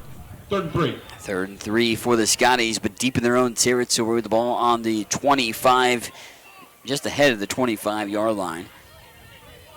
Both teams with turnover issues over the course of the day. Turnovers led to points in the first half. Turnovers led to some points here for Highland in the second half on a field goal. That made it 9-6, but that's what it is right now with just over 9 minutes left to play. Spear fakes the handoff, goes to the near side, and that's going to be broken up. I don't think Spear saw the guy in coverage. And as a hand by Chad Davis gets in that and breaks that up. Pass out to the flat, but an incomplete one at that, intended for Ham. And now 4th down comes out, and punting unit back on the field for the Scotties. 9:04 left to play in this one, 9-6. Scotties defense again being stout again here today. They switch returners now. Thompson coming in to return this. Now it's switched his teammates out there in that situation. Last one there. A high punt by Spiker. Fair call by Thompson. Last time he did that, he lost the ball, but he did end up with it in the bottom of the pile. Fields it cleanly there on the fair catch around the 40-yard line. So Independence offensively still hasn't been able to move the ball pretty consistently overall on the day. The offensive numbers for both teams, 189 total yards for Independence, averaging just 3.2 yards per play. Highland has 106 yards of total offense, averaging just 2.4 yards per play here today. Indy with 5 turnovers, 4 interceptions. Highland with 3 turnovers, all 3 fumbles. Henry back in at quarterback.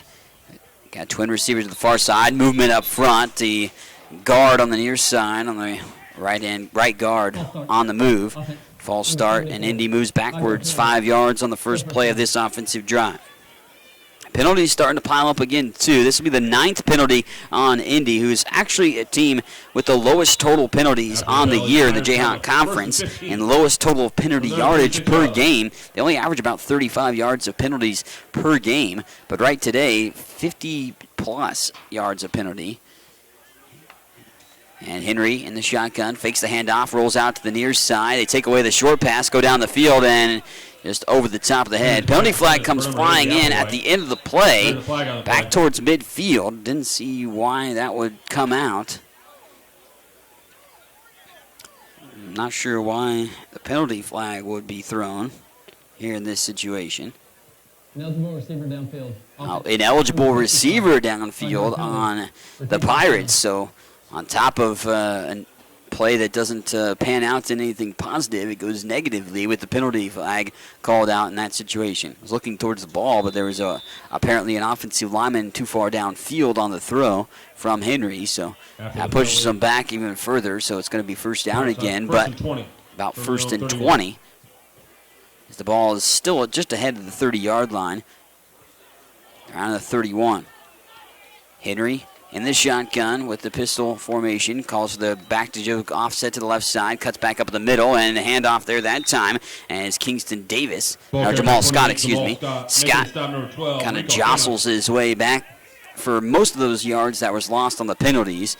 Got about an 8-yard gain. 2nd and 12. Indy kind of in a hurry up now, getting back set quickly. Henry in the shotgun will go twins to the near side, back offset to his right hip pocket. Henry taking his time now, setting up the offense, calls for Thompson to go in motion over to the far side now.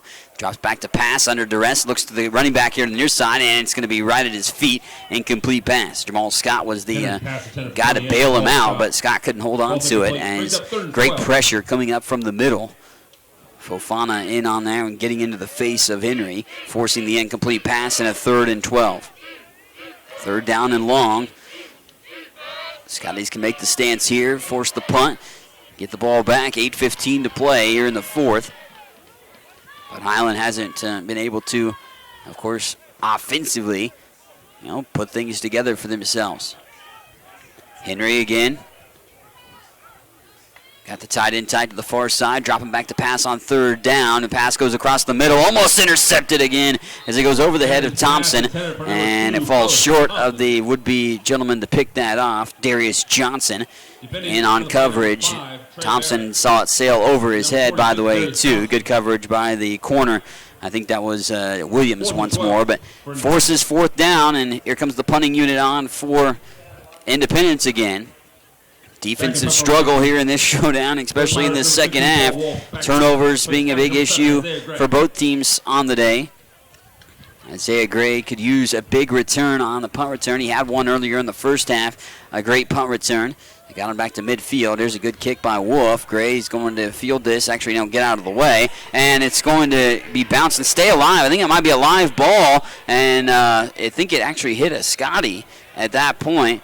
And it'll be down at the 1. Scotty's avoid a catastrophe of Independence picking that up, but did not know. Isaiah Gray peeled off to not field that, and there was a gentleman in, back there to help block for Highland. Did not know that it bounced off of him. The ball was then live at that point, and Highland picked it up at the 1-yard line just to avoid giving it up to Independence. But now they're pinned 99 yards away from where they want to be. Of course, the other end zone for the first touchdown in quite some time. Scotties have struggled scoring here. Of course, only 2 points last week, gifted on a safety. Only scored 10 points against Hutch a few weeks ago. Scored 34, of course, the game before that against Iowa Central. But starting from their own end zone, from the 1-yard line, Spear's going to go under center with just under 8 minutes to play. And Spear hands this off. Nice little gap between the guard and the tackle on the left side of the formation. Justin Ruiz still actually turned ahead for a few more yards after the initial hit, and able to get him from out of the shadow of the goal line. Ball gets up to the 7-yard line. It's a nice gain of about 6 for Ruiz. Crucial gain on first down, not only just get a positive gain in general, but also get you off the doorstep of the goal line, and get, ease a little pressure on yourself here as well. Here's another handoff. Ruiz takes it and gets the first down. Gain of 5 ahead of the 10 to about the 11, 12-yard line for Justin Ruiz, who continues to carry a bit of a heavier workload here in the second half. And Kirkland Joseph comes up with the tackle. Joseph, one of the leading tacklers on the team, actually the leading tackler on the team at that linebacker spot for the Pirates. 5-1 for Indy on the season. 3-0 in Jayhawk Conference play. They haven't lost since week 1. Fake the handoff on the jet sweep. Here's Ruiz again with another handoff. Gets away from the initial tackle, but then brought down by defensive lineman that jumped on top.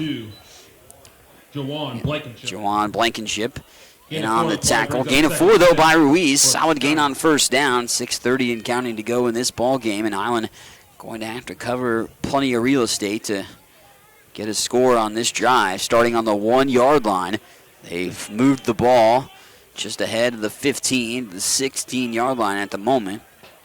Here's the snap to Spear. He hands this off to Jordan. Jordan stutter steps around. He's up to the 3rd level. He's got the first down, lowers his shoulder, and gets ahead. Nice run there by Willie Jordan. Stutter step, juke move, and he's going to move the chain mover there. Little first down at the end of the run. Willie Jordan's one of his best deceptive runs. Here's a little sweet feet that time by Willie Jordan, and the Scotty first down is garnered off the Jordan run. 9-6 it remains. Indy on top by 3. Highland trying to move this ball slowly and methodically with the run at this point on the drive.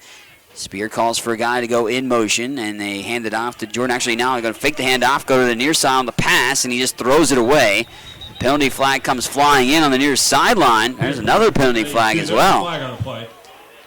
Spear with the man in his face in the backfield, and Martin, he's got his hands on his hips, like wanting to know what the explanation of these penalty flags are. The ball was about 5 yards away from the wide receiver. Is this going to be an intentional grounding? Well, they say Whitehat didn't get the signal as far as the audio, but he tapped his head for an ineligible man downfield is what it was. It was on Highland, so the Scotties will see 5 yards come off of that because of the ineligible man downfield. Not sure how that came to fruition in that situation. I didn't think there was a guy that far down, but down the field, that is. But instead, 1st and 15 now. The ball moves back 5 yards. And now man in motion again. Now another penalty comes. This is usually a false start. So penalties coming out again. It is a false start. Back 5 more yards for Highland now. And Scotty's moving backwards. So Highland now had the ball all the way up to the 28-yard line.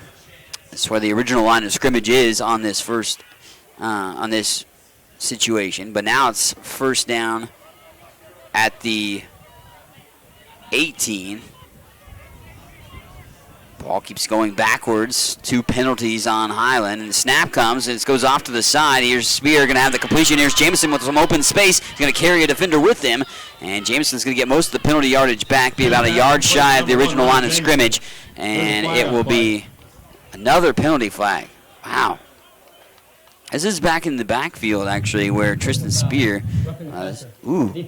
Number 11. Yeah, he didn't hear the call. I didn't pot up the referee's mic for a second there that time, but is roughing the passer, and the extra yardage will go on top of the pass completion. So Jameson got 9 yards on the completion there that time after a short pass from Spear to Ronnie that he was able to churn out, and then you add on the penalty yardage on top of it after the pass or the 42-yard line.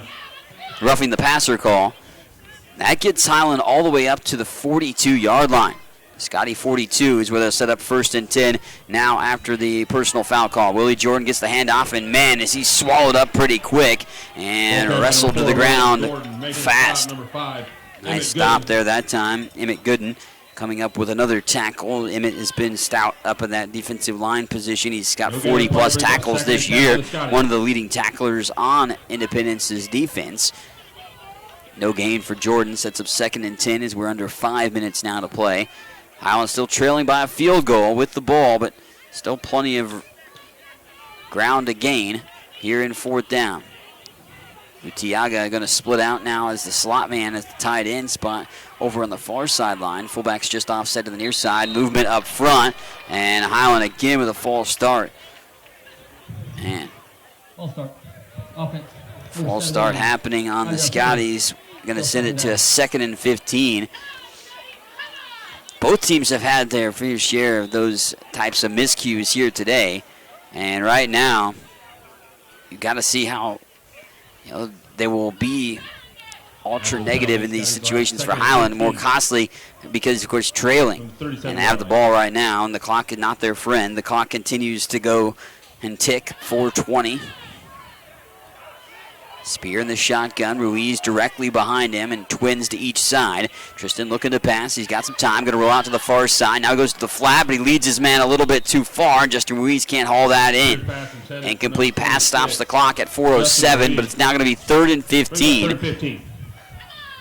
Ball at the 37 of the Scotties here.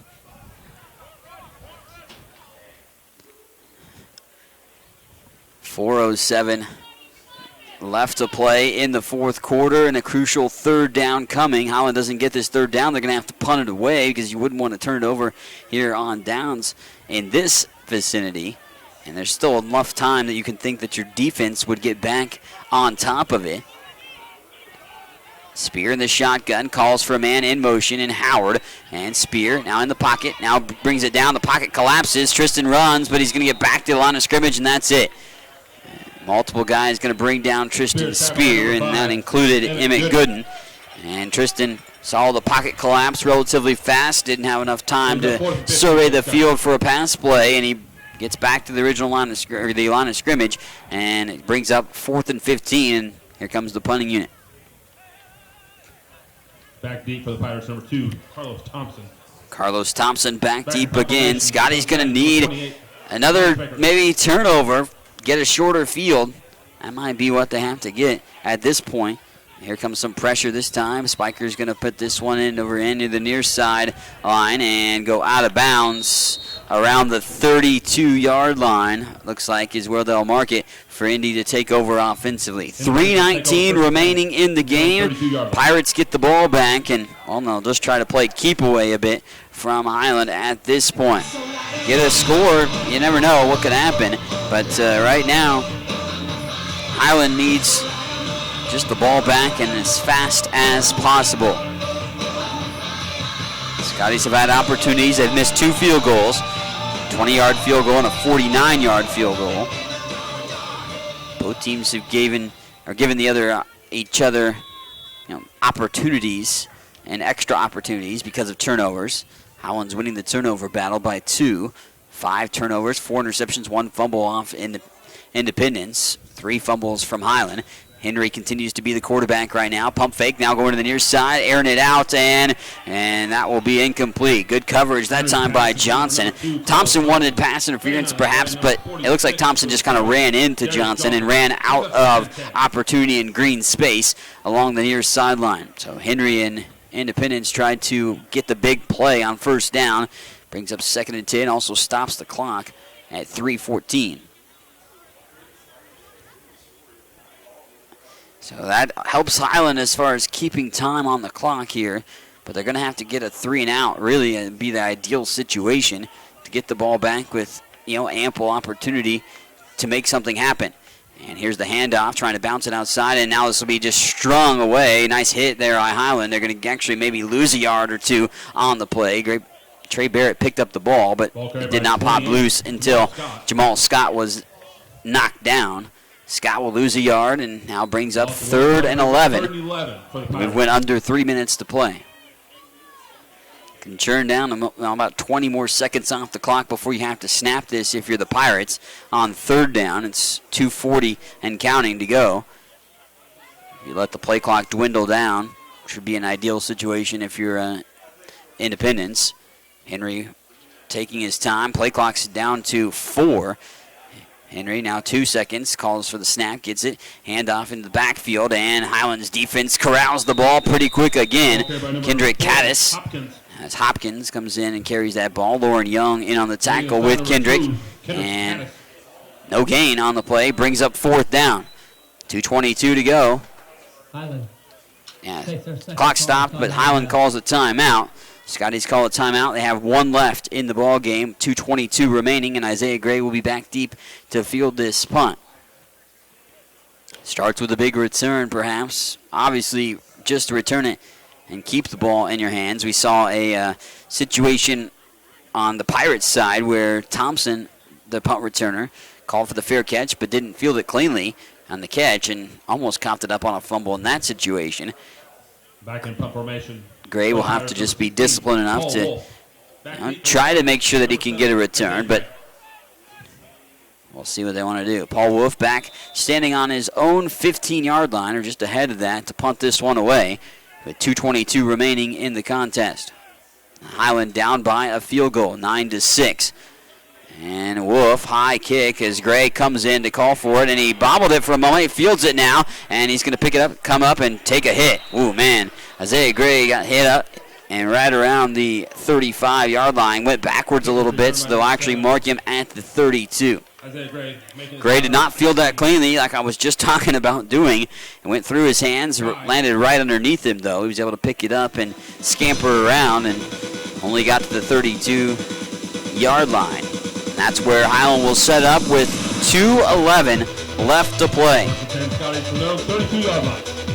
Scotty's with this situation unfolding for themselves, an opportunity to get a game-winning scoring drive perhaps, but they've got to find something offensively that hits them with a big play. Spear in at quarterback. Lone back is Willie Jordan. Jordan now moves to directly behind Spear. Jordan's going to get the handoff, go straight up to shoot, and lunge forward. Solid gain on first down. Still ample time. You got plenty of time, but you got to be a little bit, faster pace. Here's Highland now going in the hurry up after a solid gain of 6. 2nd and 4. We're under 2 minutes. Spear in the shotgun, twins to the far side. One lone receiver to the near side is Jamison. Tristan drops back to pass, goes to the far sideline, and throws that away over the top of the head of Albert Howard. Clock stops with a minute 47 and brings down 3rd down. 3rd down and 4. They're going to go for it on 4th down, given the amount of time left in this ball game with a minute 47 to play. But Highland needing a play here on 3rd down to keep this drive alive. They just got the ball back. Shotgun with Jordan on his hip to the right of Spear. Twin receivers to the near side. Tristan going to roll out now, looking to pass, goes across and is right in the hands and not held on there right that time. Ham, the intended target, and he can't hold on. Freshman wide receiver, Sharice Ham, had that one right in his mitts, and he could not hold on to the pass. Drop pass, that would have been a 1st down. Incomplete pass does stop the clock, but now it's 4th down. And Highland wanting and needing to convert this 4th down to keep themselves alive in this ball game. Jordan in the backfield with Spear. Twin receivers to each side. Spear fakes the handoff to Jordan. Quick pass, and it's going to be caught. 1st down. Hauled in that time around the 45. Narcus Driver hauls it in, and Highland still can think that they can win this ball game right now. Scotty's needed that conversion. Got it. Here's a quick play on 1st down. Spear in the shotgun again. And now dropping back to pass, comes to the near side. Ooh, that one is broken up. Intended for Jamison, but good read on the defensive back capacity. Ray Buford breaking that pass up. 2nd and 10. Ball around the 45-yard line for the 2nd and 10 play with a minute 27 to go. After the conversion on 4th down, Highland still has plenty of yardage to cover. Field goal ties the ball game, so at least if you get into field goal territory, you represent opportunity to do that, but you don't want to think about that. You want to think about winning this thing and get into the end zone, something that hasn't happened for the offense for quite some time for the Scotties in a while. Here's a handoff to Jordan. Jordan takes it up the middle, but quickly pretty much wrapped up after a minimal gain of 2 to 3 yards. Brings up 3rd and 7 now after Jordan's 3-yard run. Highland quickly back into the offensive formation, calling for the snap in the hurry up with a minute 8 to go. Spear now, quick pass. That's going to be broken up. The defensive lineman getting his hands up in the air to break that up. And that was Jeremiah Johnson, I think, breaking up the pass. That brings up 4th down again. 4th and 7 for Highland. 2 yards shy of the 50-yard line with a minute 4 to go. Converted on 4th down a moment ago. Will have to do so again. Still got plenty of yards to cover to find the end zone. Trips to the near side. Spear in the shotgun.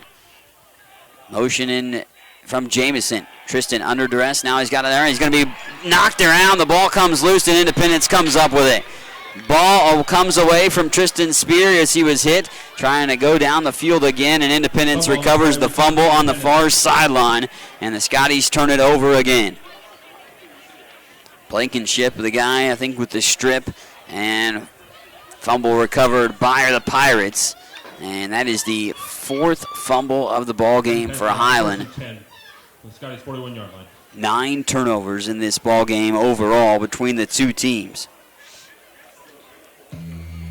58 seconds to go, and, well, I don't know what you can do here for Highland to try to get this ball back because, looks like they're just going to get into the victory formation for Indy after coughing it up. Another great performance by the defense. Highland had some missed opportunities with a couple of missed field goals, and you could have argued, obviously, to get in the end zone there. Malik Henry will come out and kneel it here for this one, but that will be an opportunity to dwindle off the final few ticks. They'll have to do so again in this scenario, but Highland again holds another team under 200 yards of total offense in this ball game.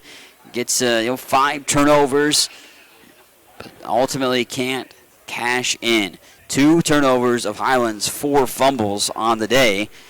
Well, they were given up inside the red zone for Independence, and Independence was able to punctuate those drives with scores, one being a field goal and one being a touchdown, the only touchdown of the ball game. 9-6 will be the final. Another low-scoring affair for Scotty here in this one, but they fall at home and fall to 2-4 on the season, losing by 3, and now 14 points separate them in all 4 of their losses this year for the Scotties, losing another tough one here this season and at home, as Independence escapes Kessinger Field in Highland, Kansas, with a 9-6 victory over Highland. We'll have the post-game wrap-up when we return here on the Scotty Sports Network and 103.9 KNZA. Is your future secure? The Bank of Highland is your community-minded bank that accepts the responsibility of helping neighbors and friends live easier through insecure financial times, providing loans for home, auto, and agriculture, as well as standard checking and savings accounts. You can depend on your friends at the Bank of Highland to help secure your financial future.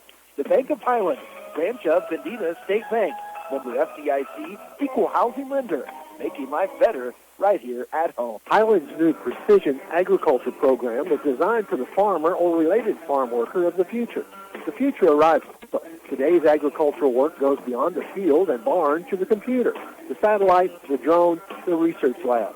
Aligning all these aspects precisely for the individual, field, and crop is provided by Highland's Precision Ag program, centered in Baileyville at the College Western Center. This program will provide you with experience in understanding and applying modern farming methods. Check it out. Kansaland Radio. Defensive battle that led to ultimately a 9-6 final as Independence comes to Kessinger Field in Highland and gets their 6th win of the season, sending Highland to 2-4 on the year. And the Scotties have all 4 losses by a combined 14 points. Man, Scotties just cannot catch a break thus far this year and have struggled throughout the course of the season and, well, struggled again today to move the ball. Offensive numbers are eerily similar between the two teams because the defense played well, but when Independence got their 2 scores in this ball game, it was directly off 2 of the 4 fumbles recovered by the Pirates. And, well, Highland fumbled the ball 6 total times in the game, lost 4 of them, and 2 of them set Independence up in the red zone. And those 2 were punctuated for an 8-yard touchdown run by the starting quarterback, Brandon Bia, and then a 32-yard field goal as well that made it a 9-6 score. At that point, Highland started off this game with a bang. Second offensive play of the contest was an interception, and it appeared to be a pick 6 as Kendrick Caddis had what thought was it'd be a touchdown. Well, not so fast. It was a penalty on the return that set up instead a short field for Highland. Highland then was stymied from maybe visiting the end zone, but they did get a field goal. A 45-yard field goal by William Solomon gave them the initial 3-0 lead with 12:45 to go in the first, but only to see those 2 fumbles happen in the red zone and lead to points on the next 2 scoring opportunities for Indy. The 8-yard touchdown run by Brennan Bia with 7:56 to go in the first, and then with 3:15 to go in the first, a 32-yard field goal by Independence as well led to a 9-3 lead, and that would be the end of the first period at that juncture for that score, of course. But we'd head to halftime by that same score too. But Highland got actually an interception that set up a short field for themselves. They got it down to the 1-yard line twice on that drive, set up a 20-yard field goal as they couldn't get into the end zone, but the 20-yard field goal missed too, and that would have drawn them to within 3 points by halftime, but instead it was 9-3 at intermission. In the second half, they get another opportunity, an interception by Jeremiah Hill that sets up Highland at the 13-yard line of Independence, and they can't punch it in on a touchdown there, but William Solomon does get a 23-yard field goal, and that makes it 9-6. Scotty's had other opportunities, as did Independence, to score, but both teams foiled themselves with turnovers or just unfortunate plays where the defenses stepped up on each side to counteract each other. Some individual or some team final statistics for us here. Highland actually has 12 first downs to Independence's 10, but Independence outgains Highland just by It looks like 44 yards, 194 yards on 67 plays for Independence. 61 plays ran for Highland for 150 yards today, as they had 55 yards passing, 95 on the ground for the Scotties. 56 yards rushing for Independence, 138 yards passing in this one. 5 turnovers for Independence, 4 interceptions and 1 fumble loss. Highland turns the ball over 4 times, all 4 fumbles, which they fumbled 6 times. Both teams, who have been good about not having penalties this year, didn't have that play out today. 10 penalties for 61 yards for Highland and 11 penalties for 79 yards for Independence here today. Offensive numbers for you. Willie Jordan runs for 61 yards on 14 carries, 49 yards for 8 carries for Justin Ruiz. D.D. Hall runs for 26 yards on 7 carries. Tristan Spears, 5 of 18 for 27 yards on the day. Narcus Driver completed on his only pass for 22 yards, and Kyle Kearns 1 for 2 for 6 yards. Ronnie Jameson catches 3 passes for 38 yards. Narcus Driver with 2 catches for 13 yards. For Independence, they had 31 yards on 12 carries for Rakeem Boyd, who was injured in the first half. 9 yards apiece for Malik Henry and Jamal Scott on 1 and 7 carries apiece. They had about 6 other guys carry the ball at least 1 to 2 times here today. Malik Henry was 9 of 20 with 2 interceptions and 81 yards passing. Brandon Bia was 5 of 12 with 2 interceptions and 57 yards passing. 6 catches for 48 yards for Carlos Thompson. Bryson Cannon, 4 catches for 61 yards for Independence in the offensive capacity. Defensively today, Independence was led by Kirkland Joseph with 10 tackles, a couple 7-tackled games for Emmett Gooden and Logan Schaefer. Highland was led by Jeremiah Hill, 11 tackles for him, another great day as he had one. Kendrick Caddis goes over 100 career tackles in his career with a 10-tackle day, 7 tackles for Trey Barrett and Isaiah Gray on the day as well. Rico Hanna with the sack, a interception apiece for Trey Barrett, Demarion Williams, Kendrick Caddis, and Jeremiah Hill. Also a blocked kick for Rico Hanna on the day too for Highlands defense, who played again exceptionally well and will lower their point total per game yet again for another consecutive week, but ultimately it comes in another Highland loss as they fall 9-6 at home. Still looking for a home victory this season are the Scotties, as they fell to 2-4 on the season with the loss. Congratulations to Independence as they move to 6-1 on the season here today. We will have post-game coming up in just a little while on the Scotty Sports Network, as we'll chat with head coach Aaron Arnold and a player or two, so stay tuned for that. But that's going to do it for us here for our broadcast, as thanks to our man Kurt Kilman back at the studio for 103.9 KNZA and MSCSports.net, also on the Scotty Sports Network today, and Rainbow Communications rebroadcast as well. Check out rainbowtel.net for the video on demand, and when this game will air back on Rainbow Communications. Thanks for watching, everybody, on the Scotty Sports Network and listening on 103.9 KNZA as Highland falls 9-6 to Independence here today at Kessinger Field on this Sunday afternoon in college football. Thanks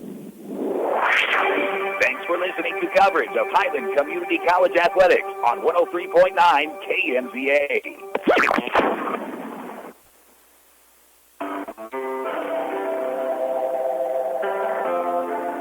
Normally this time of night, you wouldn't find me here. I'd be reaching for